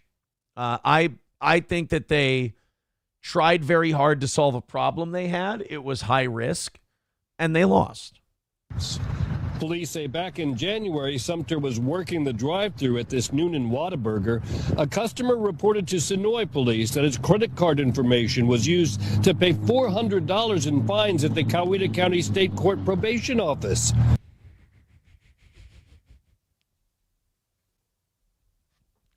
So a guy went to Whataburger, and after he went to Whataburger, his card was charged for $400 some odd to the probation office in the county he lived in. Why, however, could that have happened? Where are the police going to look to find out who may have used this man's card? Investigators say they simply searched whose fines got paid. They say it was Sumter, and her info revealed she worked at Whataburger. Look, I'm not trying to demean the job that law enforcement did here in cracking this case, but this wasn't exactly an A to D to R to F to B to L kind of a case. I mean, it was pretty linear. Remember, everybody, the criminal justice system is entirely racist. She had no other choice, man. She only had a job. I would say that I think this chick's kind of cute, but then I'm just waiting for them to interview her, and she's like, as a part of Trans Men Georgia. Yeah, dude, that's like, honestly, you should be thankful for that, because you, like, the odds that you'll ever stray again, you'll be like, no. I've got a bad habit of picking dudes. It's like staring at the right side of the road and going, don't go into the ditch, don't go into the ditch, don't go. And then you're looking at it and thinking about it, so you go into it. My days of hitting on trans... So you're saying you're heading for a trans person? I'm saying my days of accidentally hitting on trans men on this show are probably not over. Oh, yeah, no, I guarantee that. But I'm just saying, as a result, that in real life will keep you from maybe hitting on what will eventually be trans men. I'm a taken man. I'm spoken for. Right, and this will keep that secure. And unlike, that's why I'm saying I'm glad that this habit happened. It's keeping you centered. And unlike the past, I plan to keep it that way. They asked the victim if he'd been to the burger joint. They say he said yes, he had. And he later picked her out of a lineup. Coweta County took out a warrant for probation violation. Sonoy police took out felony warrants for identity theft and credit card fraud. Keep in mind, Sumter's probation was just for misdemeanor pot possession. So she's escalating. So you paid a $400 ticket to get federal time. Congratulations. She's brilliant, right? Oh, my God. All she had to do is come up, talk to the government, come up with some sort of payment plan for her weed bust, and she would have been home free. Instead, she steals a guy's credit card information to pay her pot ticket so she can end up in federal jail. Oh, brilliant. Again, he's driving a Benz. He won't miss $400. No, that's kind of a purchase that somebody notices, actually. Everyone's calling her the dumbest criminal, and I have to defend her. You miss 100% of the shots you don't take. And she took this shot. I mean, she still missed it by 100%. But think about those first 45 minutes to an hour, how good she felt. That she had her fines paid, that she was free and clear, she was good. She probably smoked a joint. Yeah, she probably took a load off. I don't know where people get the idea that potheads are dumb. Yeah, right, I don't understand it. And just immediate need-filling morons. Escalated significantly. Authorities gave her until Friday to turn herself in, but they say she didn't. On Monday, they learned she'd skipped the state. It gets better each time. You are now a wanted fugitive. Well, I mean, in fairness, there's really nothing for her in Georgia anymore. Yeah, I guess at this rate, you've already gone this far. Why not keep failing to see if it eventually lets you fail up? Keep going. Yeah, I mean, go to Mississippi. They'll never find you there. I'm not even sure they have electricity yet. After her story appeared on Fox 5 and on social media, seemingly everywhere, police say she contacted them, asking to turn herself in on Wednesday. She's taken quite a hammering on social media. She made a mistake. Imagine what prison will be like. She's not an awful person, but obviously made a bad mistake, and hopefully she'll learn from it and move on. I don't know. You know, you can say that. Like, she made an awful mistake. She's not a terrible person. Bullshit. She stole a guy's credit card at Whataburger and paid her pot fines with it and then ran away. She's a terrible person. At what point is a person responsible for their actions? I'm sorry. You're a grown adult. You better be for smoking weed. You chose to smoke weed in a place where it wasn't legal. You got caught with it. You suffered the consequences. You went to Whataburger and immediately used someone else's credit card to bail you out of your consequences. You knew that was wrong when you took that money. She is inspiring people, though. To do what? Mr. Approachable writes, okay, now I'm convinced weed kills brain cells and I'm officially quitting. Look at that. There you go. Also, I don't think she's been turned in, has she? Did that? Said she turned herself in on Wednesday. When did you grab Oh, the story? she did. Okay.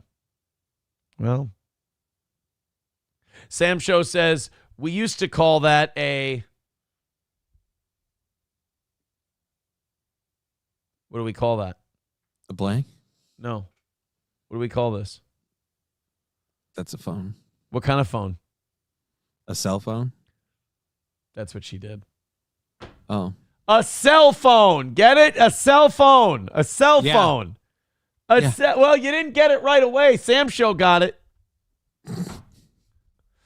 Yeah, this is rough. I saw this the other day. A listener sent this information to me.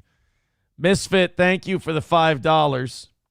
I regret to inform you that Cheeseburger Pie will be unable to contribute for the next 3 to 7 years. Yeah, they got old cheese for another Dewey. What can you do? Dude. I mean, the guy just wouldn't quit. He just can't quit drinking. It's just don't drive. No, I think at Cheese's point, he's been to enough comedy shows over the years. Just stop drinking. Oh, yeah. No, I mean, in general, I agree with that. Yeah. But I mean, just don't, in general, just don't give them reasons. Just don't drive, man. God, it just, I mean, poor Cheese is a mess. Chevy fan renaming him Cheeseburger DWI. Oh. Yeah, I had somebody reach out to me yesterday, and they wanted help for something, so I took them to a meeting for that something, and that was really awesome. That was really great, and it feels good to be able to help people who reach out. And I saw that on Onion's Discord, it triggered the shit out of them. They were like, dude, it's not happening, it's not real. And then they were like, it's probably cheese. It's like, are you guys that internet obsessed that you think that only people on the internet exist? Like, how sad. I can't have people I know in my real life. How really Friends, tragic family. that you guys don't have people outside of the internet. That's really sad. I mean, it does prove me right about you. But it's also really sad that you can't fathom people having lives outside the internet. That really, usually when I make them seethe and they're upset and they're angry and they're raging and obsessing at all hours of the night, I'm very happy about it. I'm like, look what I made them do. But this one was just kind of like pathetic to the point where I'm like, oh, this is sad. This is almost as sad as dressing your dog up as a martini and taking pictures of it and not being able to admit you're a homosexual. Approachable says, Cheese got busted for another DWI. The only thing surprising about that is it didn't happen sooner. $2 Aaron's Dingley thing says, Aaron called him in for DWI because Cheese was stalking. No, that's not true. I didn't get Cheese busted for a D-dub. I promise. 135 away from today's goal. Go ahead and throw in a few bucks, guys. We need to knock that out. We need to get off to a good start this week. Throw in a few bucks. I mean, honest to Christ, 5 to 10, 5 to 10, 5 to, like Cheese, 5 to 10, 5 to 10, 5 to 10. Guys, everybody throw in 5 to 10 for Cheese. That's what we should do right now.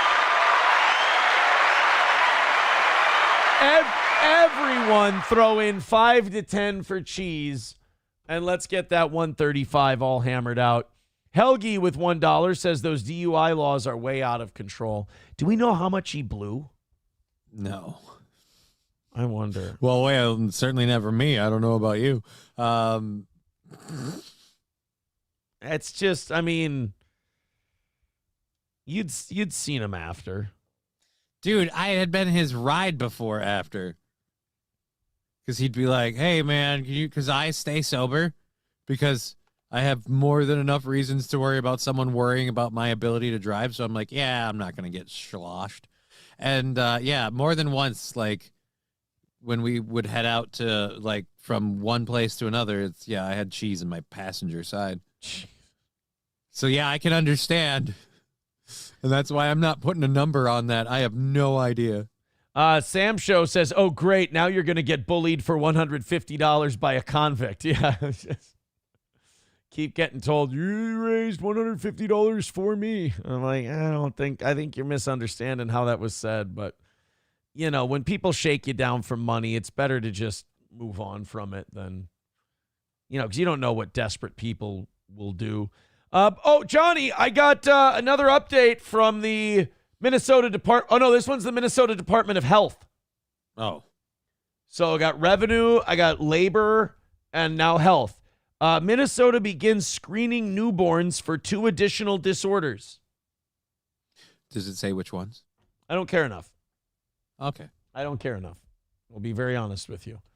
Honky with $1 says, Melton, she's got 3 to 7 years. I'll take 2, preferably boys. Oh,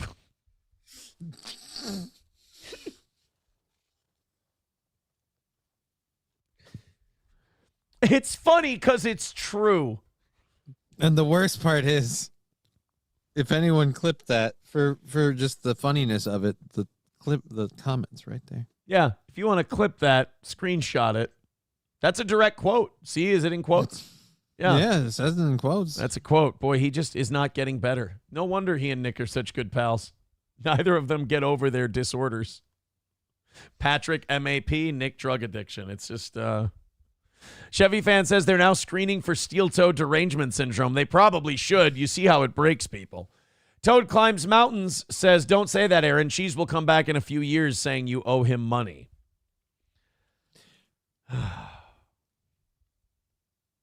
3 years is forever away. It's like a credit card. Well, and 3 to 7. I mean, who knows? Is it for sure? Like, I haven't gotten any info. I just know he got picked up. I don't know if he's really getting 3 to 7 or somebody just said that. I have no clue, but you know, it's one of those things where you want to say, oh man, poor Cheese, but then at the same time, you're also like, the motherfucker just wouldn't quit.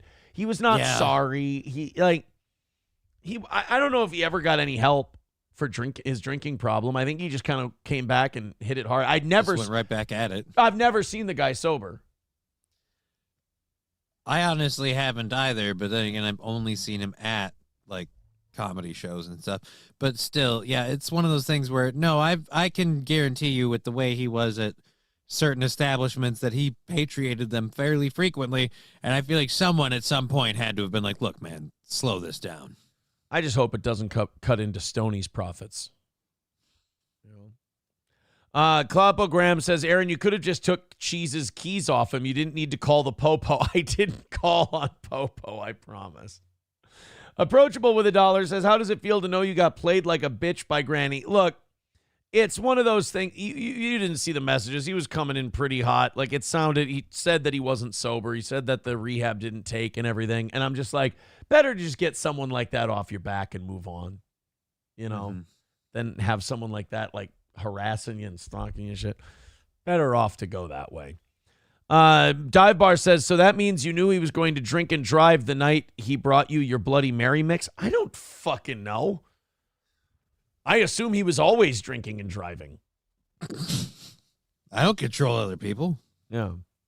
Funny AF chick, sorry we've hurt your feelings and triggered the shit out of you again. 135 away from today's goal. Throw us a few bucks. See if we can't knock it out and call it another win for the toe. Hey, a Minnesota Department of Revenue reminder.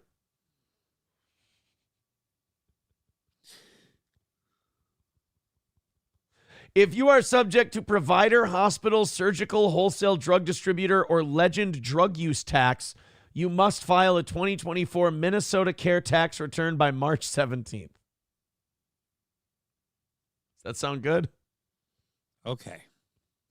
I don't think I'm on that list. I don't think I am either, but it's good. It's good that they let you know. It's good. It's good that they all let you know what's going on. All right, guys, rally it up. Let's get that 1:30 taken care of so this whole hour isn't me just talking about how we're fucking sucking again. It's official. Cuomo is running for mayor of New York City. I mean, you shouldn't. Old You puss really finger shouldn't. man himself, old stanky finger Cuomo, is he's going from governor to mayor. Has anyone ever done that? Has anyone done because that's a downgrade. Yeah. Like, has anyone ever done the from governor to mayor of New York City thing? That just seems strange. That to me just shows that you're addicted to having power. Right, because you need it back. Because think about it. This guy was publicly humiliated in the worst way. And then he had all that shit he did with COVID. Like, he was ground zero for all the terrible COVID ideas, was Cuomo. And he was caught being a hypocrite just like the rest of them.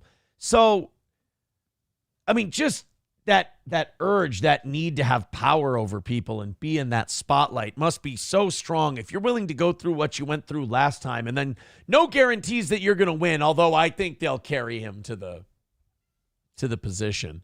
Who's they, Aaron? The Democrats. Yeah, that's what I'm talking about. That's what I meant. Yeah. I thought everybody just kind of understood what I was saying. They're just going to buy New York and just The Democrats. It's not a fair election. You're saying the people aren't going to pick him by choice? Well, if you're in New York City, if you're a Democrat, you're going to win. It's kind of like those primaries in the Twin Cities. Like, you win the primary. But isn't Eric Adams a Democrat, the current mayor? Yeah, he's a Democrat too. So Lori Lightfoot was remarkably unpopular in Chicago. They elected another Democrat. That just wasn't her. So these cities are in a shithole position for a reason. They never make any changes. Right. New York is no different. This is old Andy telling us what he's. Jesus, 17 minutes. What, did you stop for a puss finger break? What the hell's going on? Hello, I'm Andrew Cuomo. Takes a big whiff of his finger as he starts his address. Let me start by telling you what you already know. Sam Show?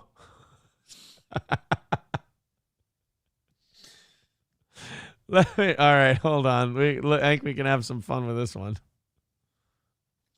Oh, shit, I hate this. I hate that Twitter does this. I hate that if you rewind too much on Twitter, you don't get to... Here we go. Hello, I'm Andrew Cuomo. Let me start by telling you what you already know. The Jews will install me into power. Your turn. Hello, I'm Andrew Cuomo. Let me start by telling you what you already know. You can't trust me around a single lady that I have employed. Let me start by telling you what you already know. A thumb in the asshole means friendship. All right, I'm sorry. Let's continue. New York City is the greatest city in the world. There is no other place like it.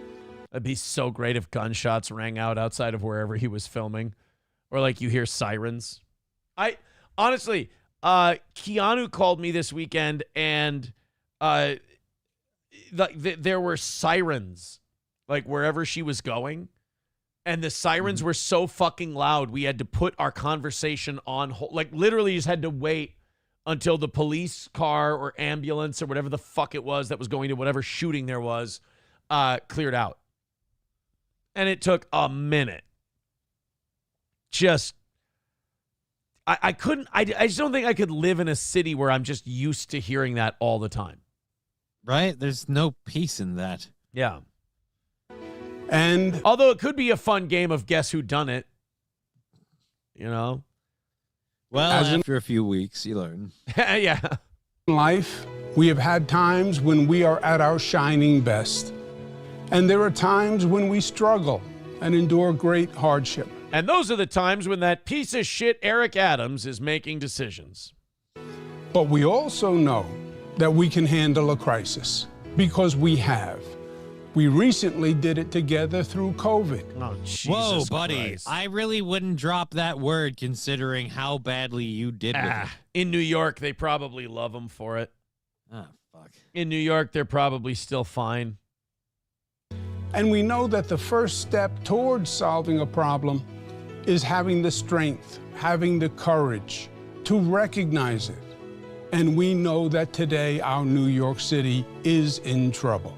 You feel it when you walk down the street and try not to make eye contact with a mentally ill homeless person. Oh, you know what? I was with him until he said mentally ill homeless person.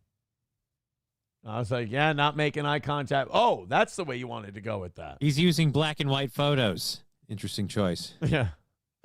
Or when the anxiety rises up in your chest as you're walking down into the subway. Yeah, that's not a thing you should normally have to worry about in your city. I mean, the New York you're describing is a Charles Bronson death wish hellscape, dude.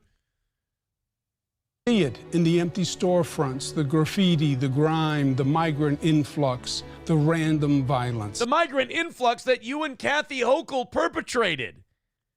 Again, you guys kind of got behind this 110%. It's weird to call it out now, especially since you demonized the last guy who did, the one whose job you're after. Well, and do you think he's actually going to do anything about it once he gets in there? Oh, no, he's going to talk about it, so that way anybody that actually gives a shit will go, oh, well, I'm going to vote for him.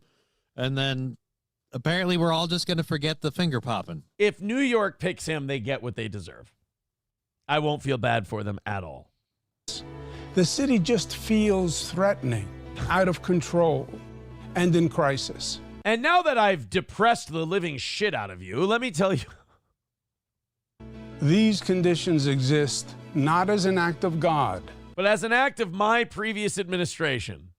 And my friends' continued efforts. As an act of our political leaders. Or more precisely, Kathy the Hochul. lack of intelligent action by many of our political leaders. Well, you know what? I got to figure he probably doesn't like Kathy Hochul either, because she kind of helped push him out so she could take over. Yeah. So he's probably not. He's not a Kathy Hochul guy either. You can't. No, you can't put that. This is one of those things where I really get annoyed where it's like, look, I'm going to call out all the problems that I helped create and that my friends are still working on. And I'm going to say, hey, how about you vote for me because we'll change things. And they never do. Right. So it's just, like Chevy. I can't believe that guy will get elected again if he does. I can't believe it's fair if he does. Like Chevy fan says, mentally ill homeless people are our brand. Kind of. 135 away from today's goal. Let's go, guys. Let's go. Let's have a morning show where we just get the like last Wednesday or last Thursday. Let's have a morning show where we hammer this thing out and those last 5 minutes don't have to happen. And God forbid we don't have to start with a loss today. That'd be fucking terrible. Throw us a few bucks. We're right in that spot where if everybody jumps in, teams up, and does this thing, we can get another win for the toe and start the week off right. So Streamlabs, PayPal, Venmo, Rumble Rants, Super Chats, let's do this thing. Hopefully this show has been good enough for you to contribute to it today. If not, then I guess it's just pity that you're giving for the show today. I would appreciate it. You want to chime into the show? Paying a little money is the best way to do it. I don't want to be like, Brennan and only read the people who give us money, but got to knock out that goal to keep the show on the air. So, hey, I guess beggars can't be choosy. So go ahead, chip in, and then you won't have to hear me passive-aggressively whinge on about it. That would be a really nice gift. Or throw $1 in and tell us we haven't earned it today, because I need to know that too. I need to know maybe there's a reason. Let's go to this next one. Speaking of New York, speaking of the problems that Governor Cuomo might be inheriting if he is elected mayor, this is, I'm guessing this is not looked at as a positive development for the crime situation in New York City. Nostrand and Flatbush Avenues in Brooklyn, From now on, anyone under the age of 20 cannot enter without a parent. The New York Post reporting there have been several crimes linked to young people at that McDonald's. The Post reports the restaurant has hired a security guard to enforce the new policy. All right, I need to see your ID before I let you access the play pit. I mean, that's about it. It says here that you don't have a parent with you. We're going to need to see your middle school ID. Otherwise, we're not going to be able to let you in. And then what was the other one? They got to see ID, and then also that the McDonald's has apparently been a staging point for crime. That's great. So your local teenage mafia organizes at the McDonald's before they plan their big heists of beating up old bitches on the subway. I tell you what, you can't even say that New York's trending in the right direction. It's just, it's bad and getting worse. Ba-da-da-da-da, where's my wallet? Ba-da-da-da-da, I'm carding it. It's also a way for them to not look like they're racially profiling. Like, you just have to make it an across-the-board thing. You're like, no, everybody who looks young, we're going to card. And we're having trouble with us with young people. Yeah, how about this? A security guard at a McDonald's. They're after the fry recipe. You can go next door to the bar and get carded for trying to order a drink there. Or, as Approachable says, you can go get a McFlurry and you can get carded there, too.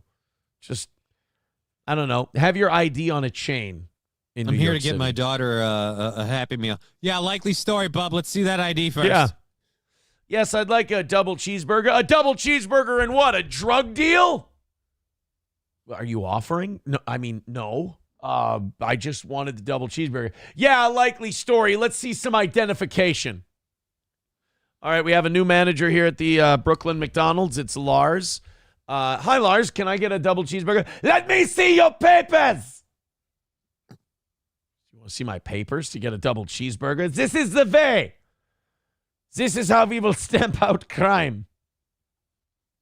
The teenagers in the neighborhood have been plotting all of their mischief. So now we're going to card them. And what? Like, if they don't have any kind of ID, you just throw them out of McDonald's? I'm guessing that they were also, I don't know if she said they were staging crimes from there or if they were robbing the place, but either way. It's apparently that McDonald's is ground zero for criminal activity in the Brooklyn area. You want to watch Bill Maher pick on liberals? This is one of my funnest things to watch him do. Yes, especially since I know what he's making fun of them for. This is really great. You know, you can tell Bill wants his side to win. Mm-hmm. And the way you know that Bill wants his side to win is because he's always critical of them first. You know, he's always going after his own side before anything else.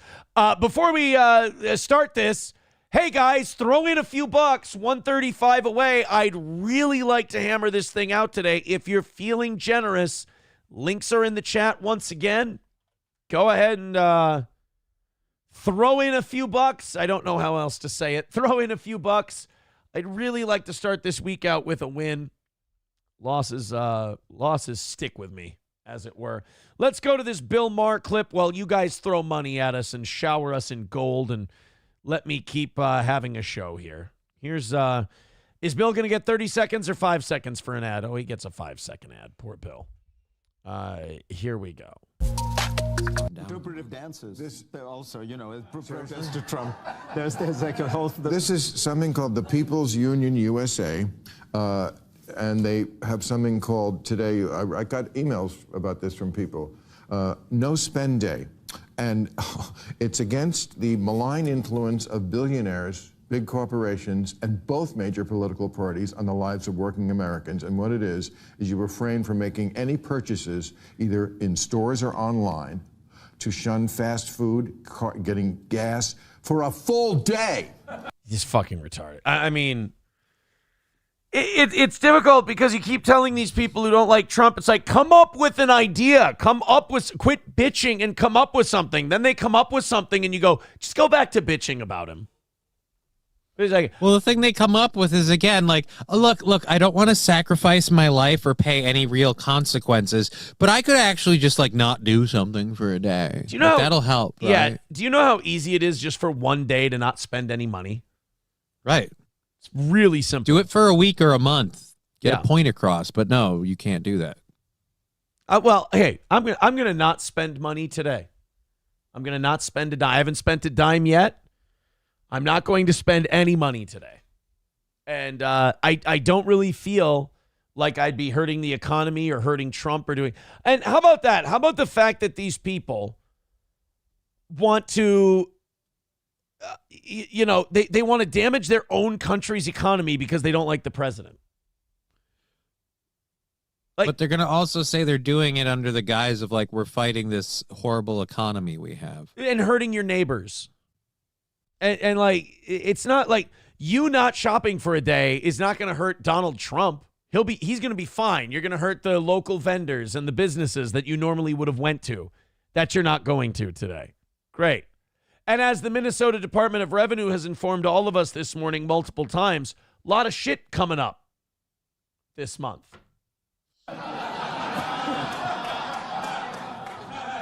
I know. That look on your face says it all. You're right. It's so fucking stupid and lame.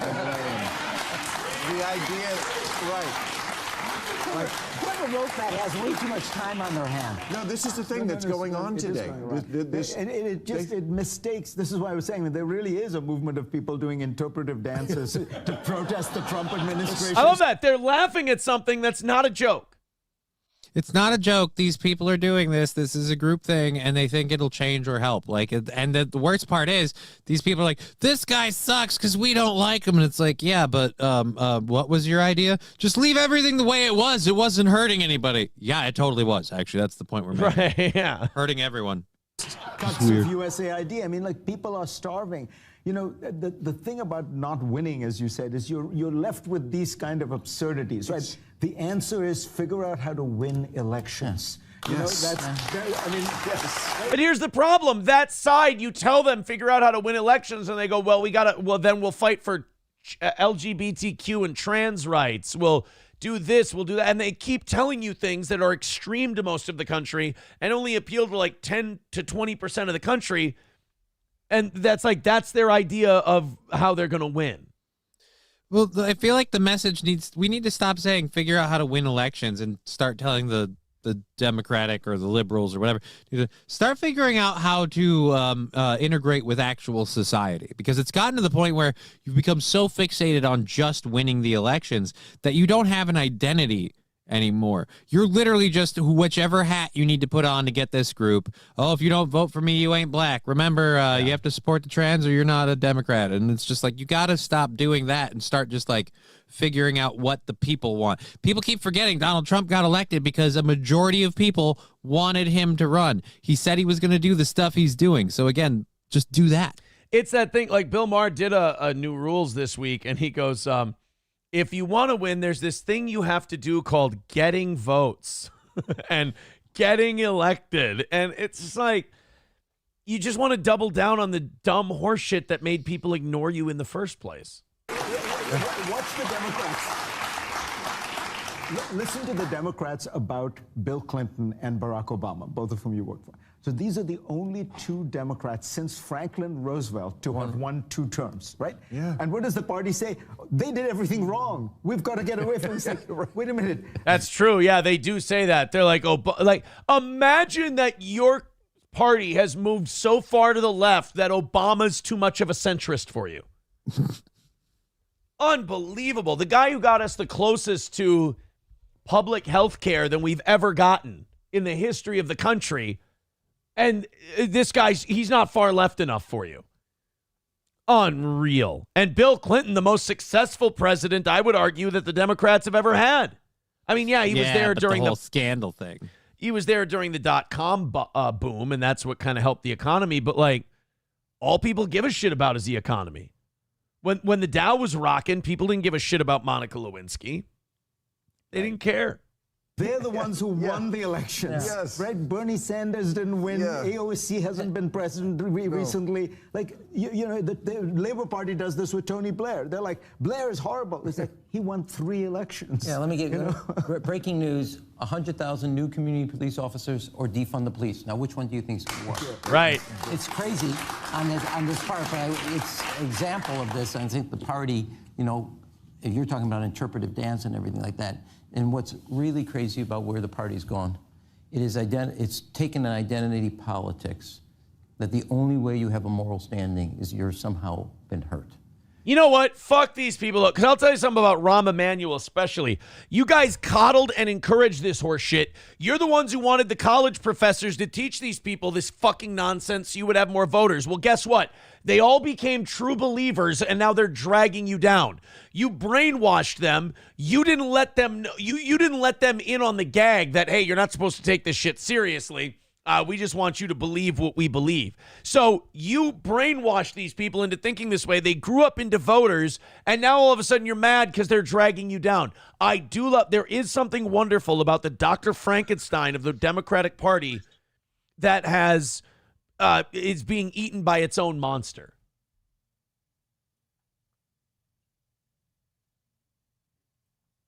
Sorry, my phone just started ringing. I forgot to silence it. I don't know who that was. It's okay. It was nothing important. I was just ranting about nonsense. No. You were ranting about the Democrats having created this problem because they've been raising these children this way, and now it's biting them in the ass. Dive Bar with $1 says, I only have frankincense, sir. It was good enough for the baby Jesus. Well, thank you for the frankincense. I appreciate that. Unfortunately, our goal is 135, and I don't think they take frankincense. Can you throw in the myrrh? It might be another. Yeah. Hey, didn't they also give baby Jesus gold? They gave him gold, right? Frankincense, and myrrh. Let's move that. Let's move that into there. Oh. 135 away from today's goal. If you'd like to contribute, please do. Knocking out this first goal of the week would make it a perfect start to the day. Sure would be nice if we could knock that out. I'm going to open up a few more stories here. Hopefully that'll get the generosity juices flowing. Streamlabs, PayPal, Venmo, Super Chats, Rumble Rants. Throw us a few bucks. We're ways away. Like this is a 35 minutes, 135. This used to be where I'd be like, we're good, we're okay. But I've learned enough over the last few months that this is a long road. This used to not be a long road with this much time left, but I don't know. We're in a different time. That's for sure. $5 from Nomo. Thank you very much, Nomo. There we go. There's a fucking rally, boys. Let's go. It really is. Just everybody do what Nomo does, and we'll get this thing. 130 away. Thank you, Nomo, for doing something. We appreciate that. Says Fart Bubble Supreme Dono for the cheese. Volume is low. Oh boy, we're getting cheese donos in there. I tell you what, I've really broken this funny AF chick in Rumble. Let's do her a favor. There you go, honey. You don't like me. We understand. You need a reason. It's okay. It's okay. I won't keep you anymore. Nomo with $5. 130 away. Let's get this fucking going. This is for cheese. This clip that they sent. Oh God. All right, this isn't bad. Oh yeah, cheese. Yeah. Thank you, Nomo. Poor cheese. It is. I mean, I get it. It's all on him, but that sucks. Honky with $1 says 3 wise men gave baby Jesus gold, frankincense, and myrrh. That Messiah better fucking be there. There you go. Thank you very much. Go ahead and throw us a few bucks. We're 130 away. We need to see a bit of a rally here so we can have a fighting chance at getting something done. I did get an interesting piece of intel from someone. This is It's interesting because I did warn this person about this. I said, look, man, you got a lot to lose. Like, I wouldn't be getting involved with these fucking losers and these bums and these internet retards. Like, you're going somewhere. Like, don't get involved. Someone just informed me that people are compiling a bunch of information about Will's alignment behind the scenes with Melton, Nick, and the Dabbleverse. I don't know the details, but this person thinks that it could get Will fired from his real job. I told Will Heron a long time ago, I said, buddy, I know that you think that shit. I know you think you're going to make all these internet friends out of this stuff, but I'm telling you, dude, these people will burn you down in a heartbeat. This will only cause you problems. I get it. I know that maybe your TV career isn't moving as quickly as you'd like. I was that way in radio. It's not going as fast. Maybe if I can get something going on the internet. People already see you as kind of like a drunk guy who's silly, and they kind of see you as a pawn. They see you as someone who's kind of being used or a propagandist. And even worse, now some of these people are starting to fuck with you.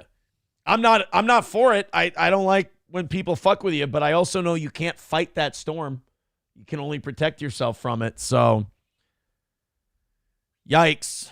That sucks. I wouldn't put my neck out like he has, but I don't know. Maybe he thinks he'll get friends or some kind of maybe a party invite or something if he does it. I would say it ain't worth it. But I also warned Will about this a long time ago. I said, dude, it's the fucking internet. These people are crazy. They're out of their mind. You have a real journalism career. You can only hurt it by getting involved in this shit. And apparently, here we go. Here we go. 191 Redbird with $1 says the fact that they think no personal shopping and not stuffing their face with DoorDash for 24 hours is a noble political sacrifice tells you everything you need to know. Well, it's how can we look how can we look virtuous without having to actually sacrifice anything? Right. It's virtue signaling. Yeah. How can we actually not do anything but have people pat us on the back for doing something? It's lazy activism. I wanna sacrifice nothing, give up nothing, and do nothing, and be hailed for my movement.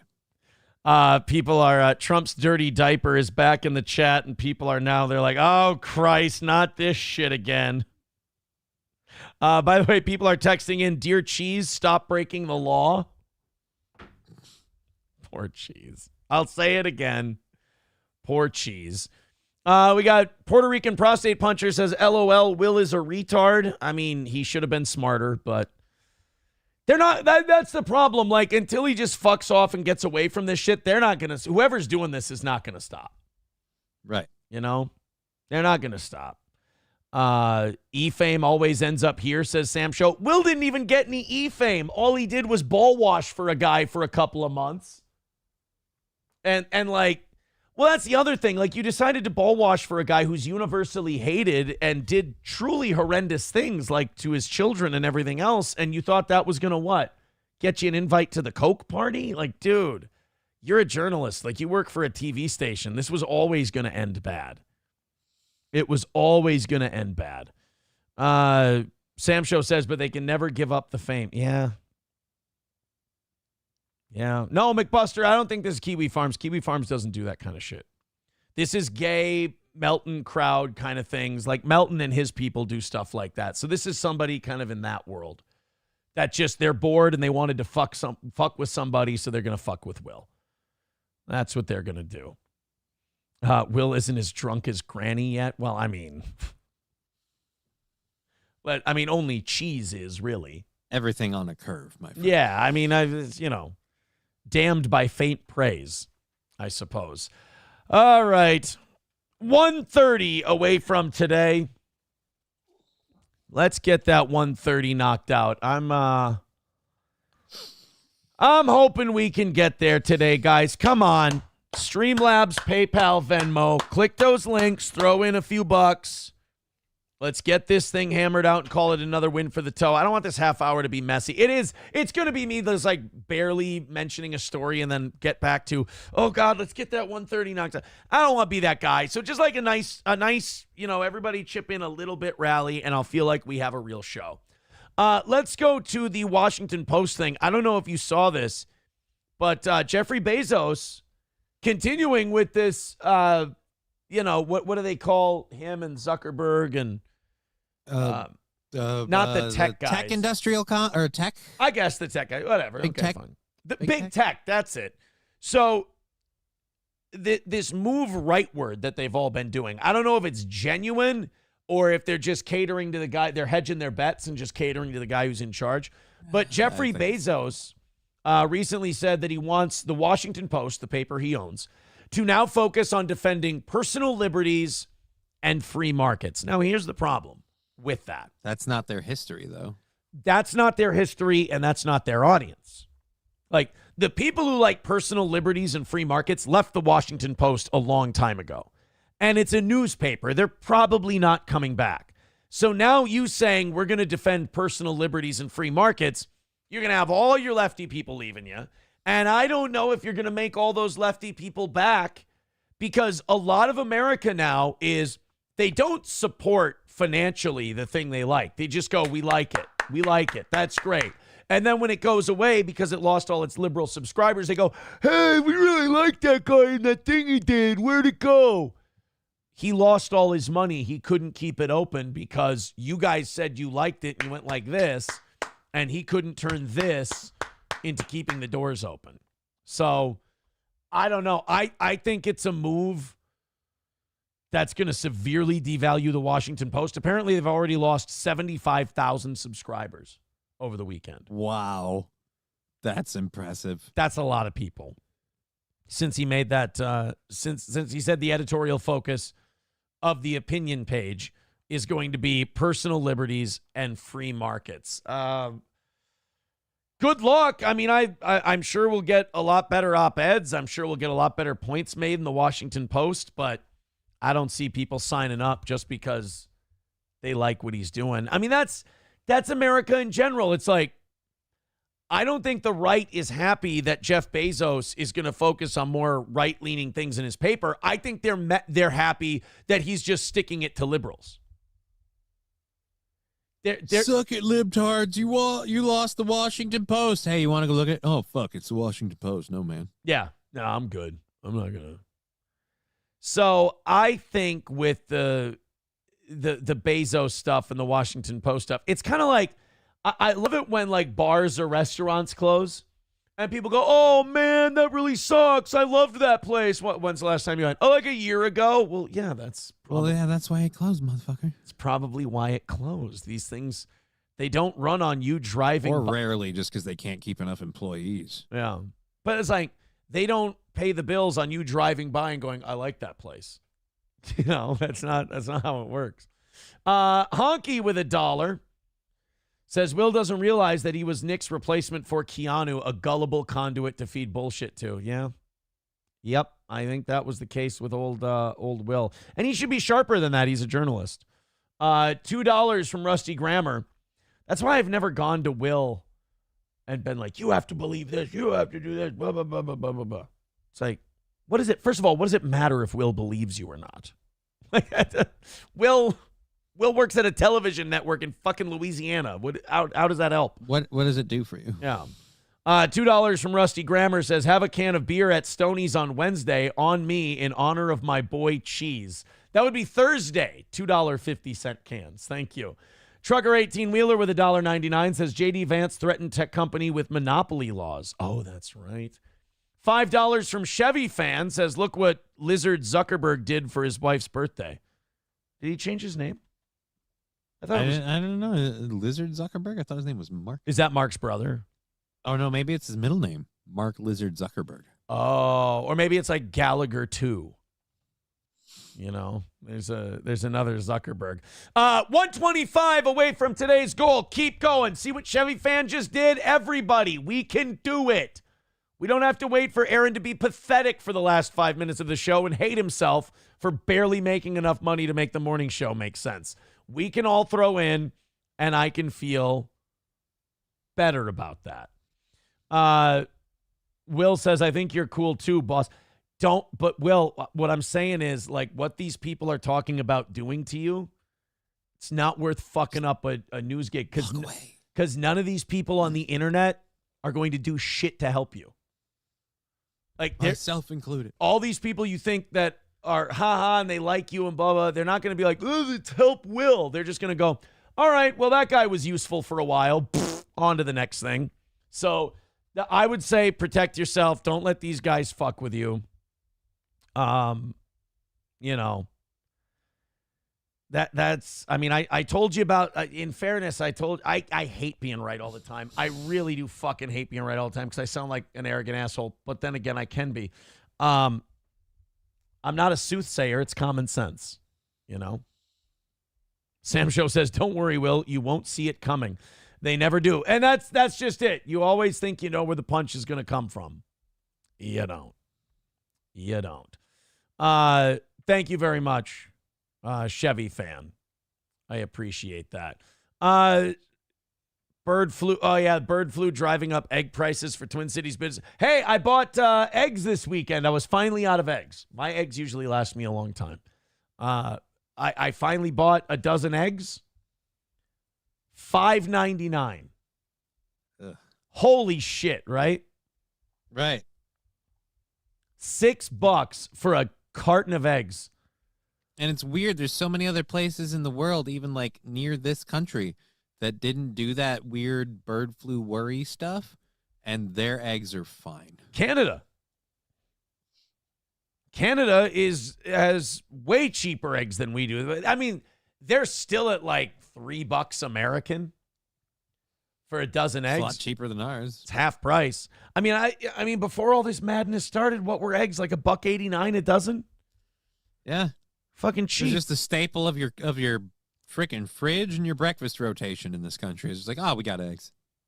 Ramp Tramp says $8.50 at Cub. Shit. Wow. $8.50. Nowadays, you're lucky if in the morning you can afford toast. $8.50 a dozen for eggs. What, I mean, okay. I'm trying to think, how necessary are eggs? Pretty much every form of cooking, eggs are involved. Breakfast, obviously, for a lot of people, eggs are involved. It's kind of a hard one to dance around, you know? Yeah, it's very, very difficult to get around not having eggs. And it's the bird flu if we thing. Could just cut out sugar. Why couldn't bird flu affect sugar? Right. You cut that out of everything. And we just, we just keep killing birds. Like every other, like we should have learned from the last pandemic. Like, hey, let's just try to put our head down and push through this thing and do what we can. And, you know, now you're slaughtering all these chickens. You're slaughtering all these hens. And it's just jacking up the price of eggs. And we don't even know if anyone's even gotten bird flu from any eggs. Do we? Do we have any confirmation that bird flu has been spread through chicken eggs?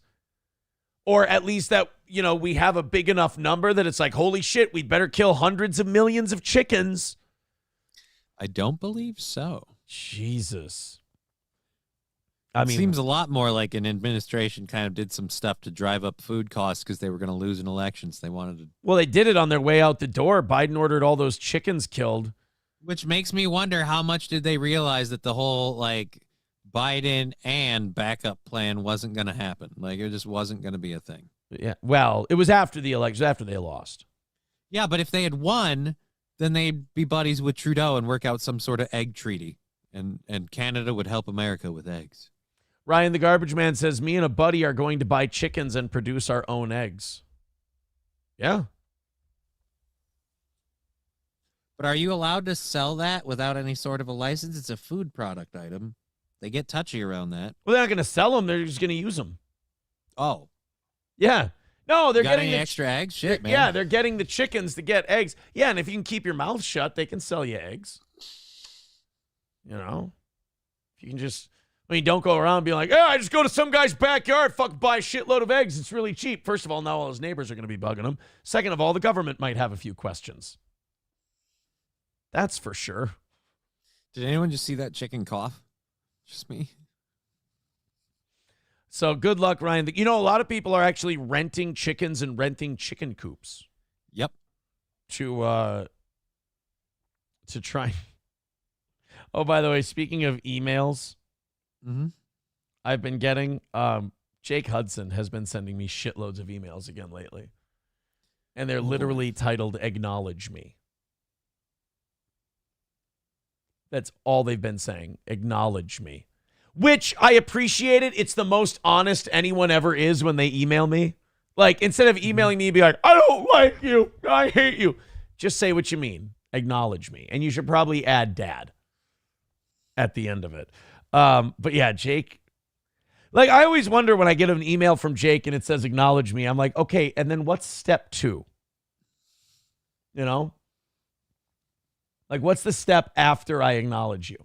You ever watch Animal Planet? You want to come over and watch Animal Planet? That would be good. You know what it is? It's acknowledge me, and then I'm going to get another fucking Luke Bryan song written about me. Aaron is the best, and he talks about eggs. He has Johnny, and Johnny can't use his legs. Steel toe is it's good, and steel toe does real well. If you don't like steel toe, you can fuck you piece of shit. Bye, Aaron. Bye.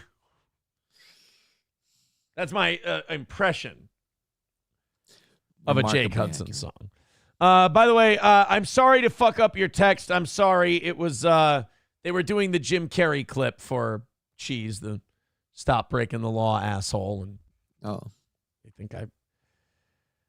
think I fucked that up. I'm very sorry. All right, guys, I'm a little listless right now because I really don't want to fucking take an L today. We're 125 away. We got 15 minutes left in the show. I'd really like to knock it out. Streamlabs, PayPal, Venmo, Super Chats, Rumble Rants. Please and thank you. It would be great to notch a win to start the week. It's been a struggle bus, that's for sure. So drop in. I think 5 or 10 from everyone is the best way to do it. But if you've got a big drop for us, I guess take pity on the show. One last Rogan Musk clip for today. This is Joe calling out Elon on the Epstein thing. I like this. I like that Joe, I like that Joe's doing it. I also think it's really sad that Joe's the one doing it, if that makes sense. Right. No, I understand. Like, we now live in a world where Joe Rogan has to be the one asking the questions. Yeah, and to call, not only asking questions, calling bullshit on people. Like doing the follow-up question. Yeah. That, most news journalists don't ever cover. They just kind of give no, I'll give you your platform. Speak. Yeah. Trucker 18 Wheeler with $5. Thank you. Says bird flu only affects the chickens that are factory grown, and the homegrown chickens are exposed to the elements all the time. Humans aren't affected. Yeah, so just keep killing chickens, I guess. 120 away from today's goal. Let's go. Let's band together. Let's do this thing. Let's knock out the most annoying part of fucking steel toe here. 120 is the number. Let's do it. Let's start the week off right. We've had 3 perfect weeks in a row. I don't want to lose. Streamlabs, PayPal, Venmo, all the links are in the chat. You just click them, you throw in a few bucks, you feel good about yourself. I promise. All right, this is Joe Rogan calling Elon's bluff.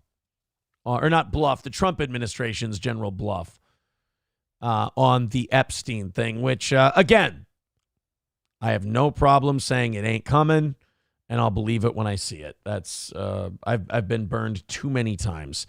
Here we go. Joe and Elon on Epstein. Situation where the list isn't coming out. Well, it better come out, hopefully tomorrow. Why'd they release bullshit today?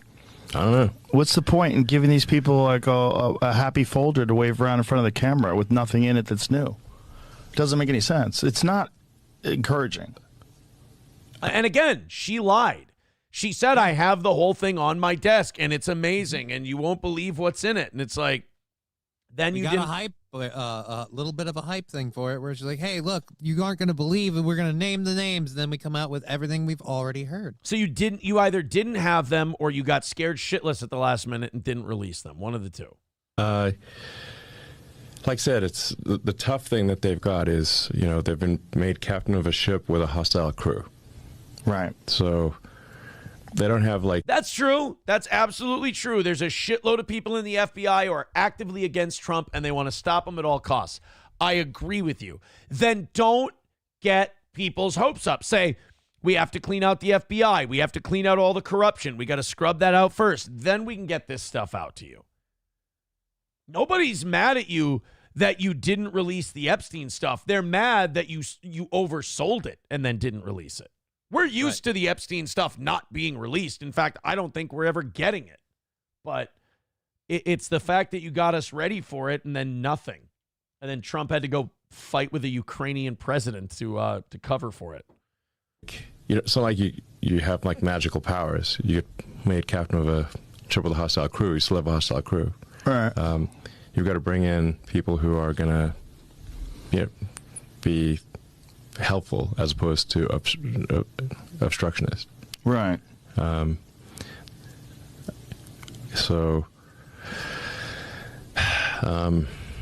yeah, I think the public... Even he doesn't know how to sweep this. Even he doesn't know how to cover. There's no way to cover for the fact that you said you have stuff, you made a big show of it, and you put up bubkiss. Yeah, Elon's having a tough time. He's trying to be a good soldier. He's trying to, kind of, push the narrative, but even he doesn't believe it. Like, nobody was telling you release Epstein Thursday or else. This is a completely unforced error.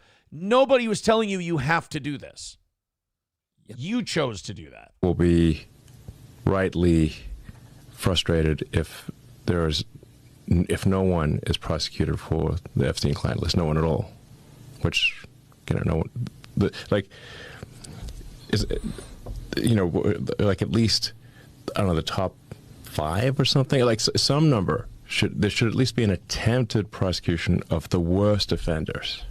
Well, particularly if Ghislaine Maxwell is in jail for sex trafficking. Right. She had to sex traffic to somebody.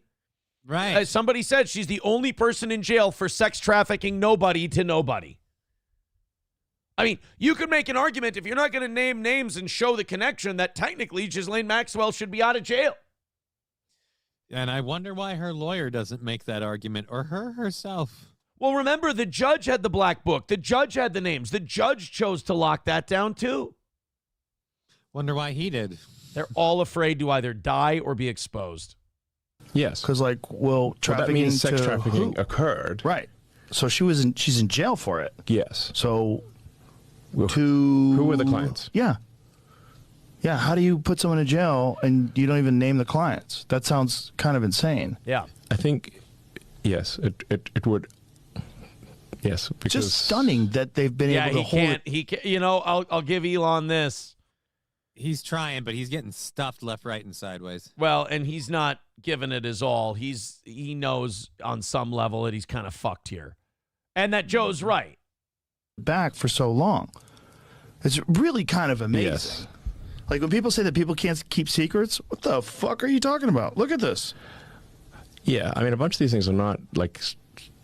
It's common knowledge, but we don't actually have the proof. Right. So the proof is there. I mean, there's lots of videos. Yeah, there's lots. I mean, the dude is like a mountain of like. Whenever they raided Epstein's place, there would have been like a mountain of evidence. Where is that mountain? Right. Like, who took possession of the evidence? Yeah. Specifically. Right. The individuals. Where are the tapes? Yes. How many levels of clearance do I have to get into the vault? I mean, again, nobody made you make that promise, and you made that promise. Exactly. And now you look like an asshole. Thank you very much to Trucker 18-Wheeler with $4.99 again. Thank you. Says also bird flu comes during migration season of geese, ducks, and eagles. Okay. All righty. And $1 from Approachable says, Aaron, since I know you have connections at the jail, please get this message to Cheese for me. And yes, this is an attempt to start a $5 gimmick. I'm fucking dying for a $5 gimmick. We're fucking not doing it today. You're a dumbass. You're a dumbass. This is for Cheese, apparently.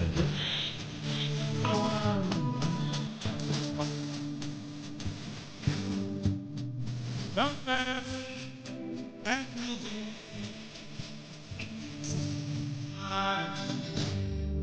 That's very much a Midwestern funny thing.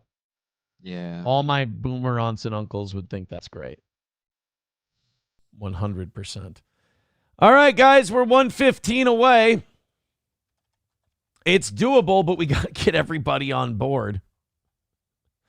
1:15 away from knocking it out. Puerto Rican prostate puncher says this is going to sound like Will when his boss questions him.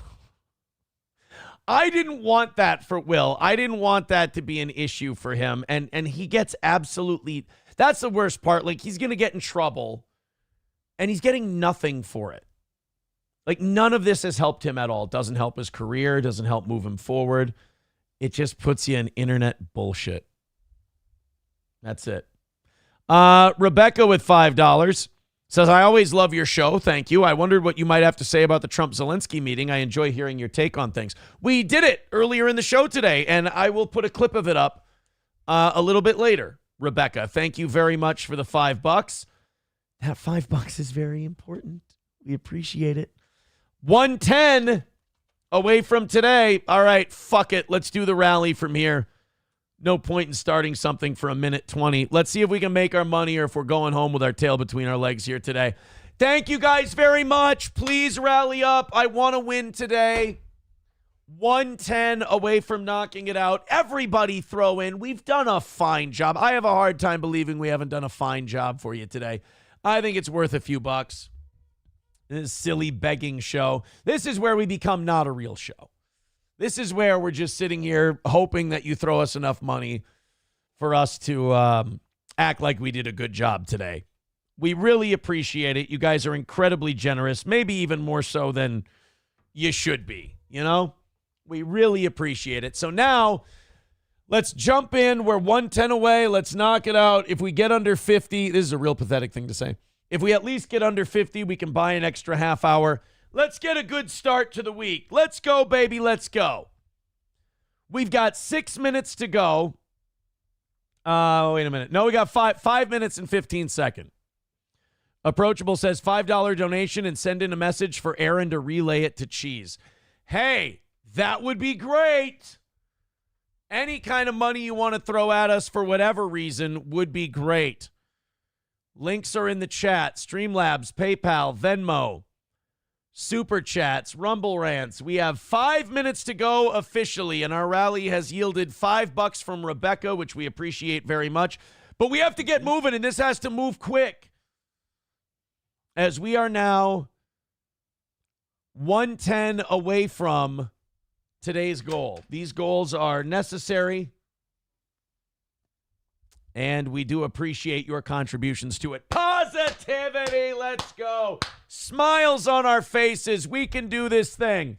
I don't know what the magic word is other than please. I don't know what the magic word to unlock that $110 door is. Let's do it like they did it on Thursday. Thursday, awesome. Wednesday, awesome.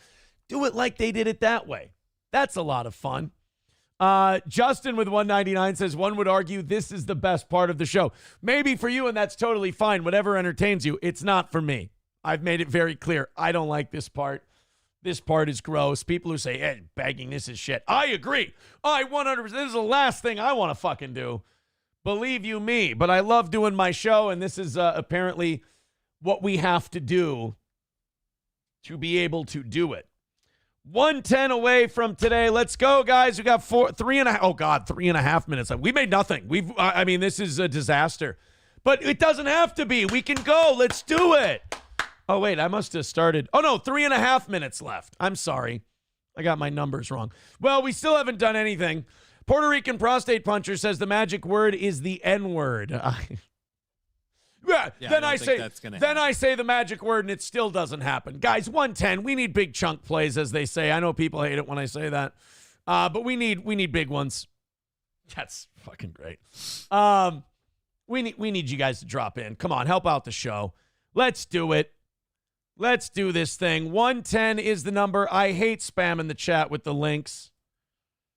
But there you go. Click on one of them, throw it in, and let's do this. Fuck you, dude, with $20, says Savory. Come on. That ain't that hard. Fuck you, dude, can do it. Let's go. Let's see some new blood in there. Let's see some names from people who say watch the show all the time. I never throw in. Let's do that. Fuck you, dude, with $20. 95 away. Come on, baby. $95 away. You can do it. Thank you, fuck you, dude. We want the gold, sucker. Hulk Hogan, we coming for you, nigga. $95 to go. 2.5 minutes left. Let's go. Let's do it.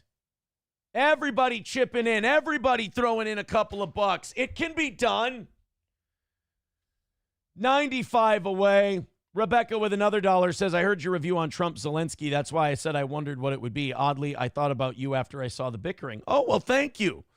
Thank you for being that big of a fan. I saw people fighting, and it made me think of you. I appreciate it. Yeah. 2-minute warning, $95 away. Come on, guys. Help out. Let's knock this out. Let's hit this goal today. I want to start Monday off strong. We've had 3 awesome weeks in a row. I'm addicted to getting those W's. If you hate this show and you go, I like it when Aaron looks pathetic, you got yourself a W today. You got yourself a W today. Boy, do I look like a fucking... When the begging works, I'm like, phew, at least we got it. When it doesn't work, it's like, ew, gross. I'm a failure. Nah, Nomo with $2 says, your E-Strong Armies gives me agita. Love yous. Thank you for the $2, Nomo. I appreciate it. 1 minute to go. $95 away. We need a fucking hero. That's for sure. We need somebody to come in and basically bail. This isn't even about the show's good. This is now just completely a bailout for today, and it doesn't look like it's going to happen. I appreciate you guys. I love you. Ned Pepper with love the show. Keep towing. Thank you, Ned Pepper. That's going to bring us down to $80. Maybe we've got a fighting chance. Everybody now. Come on. We got 30 seconds left to go. $80 away. Let's not start Monday this way. We got 30 seconds left. Streamlabs, PayPal, Venmo, Super Chats, Rumble Rants. Lord, hear our prayer. $80 away. Get in there, guys. We'll wait. And we'll start the countdown. 10, 9, 8, 7, 6, 5, 4, 3, 2, 1. Thank you, Professor Tie-Dye with $5 says you're gross and a failure is a half-truth. You're gross and a failure is a half-truth. 75 away. I might just keep going. Papa Shop says, try sweating and screaming more. No shit, right?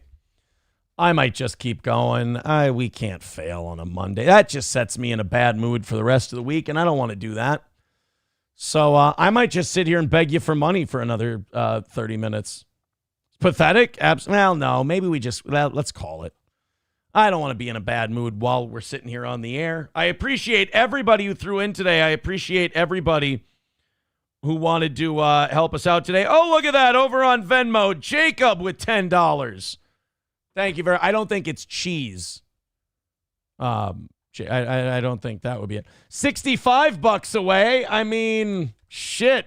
Anybody want to throw in while I'm wrapping up here and we can at least get inside that 50 and keep going today? Sure, that would be swell. We're 65 away. Johnny, when are you on today? I am on at 1 p.m. Central Standard Time. 1 p.m. Well, I hope you make some money today. I hope that goes well. Chevy says, there you go, Aaron. When we don't hit the goal, end the show. You kind of have to sometimes. I don't like to. I don't want to. But you kind of have to sometimes to, Well, we'll wrap it up. Shit, guys, that sucks. I hate starting Mondays like that. I really do. Thank you to the evening show. They're $25 ahead for tonight. We're going to do that at 6 p.m. Central Time. Well, we got off to a shit start this week. What do? We'll try harder. We'll do it. You know what, Johnny? We'll do a better show tomorrow. Sounds like a plan, man. That's what we'll try to do. We'll do a better job tomorrow, a better show tomorrow. You take it easy, and we'll talk to you again soon.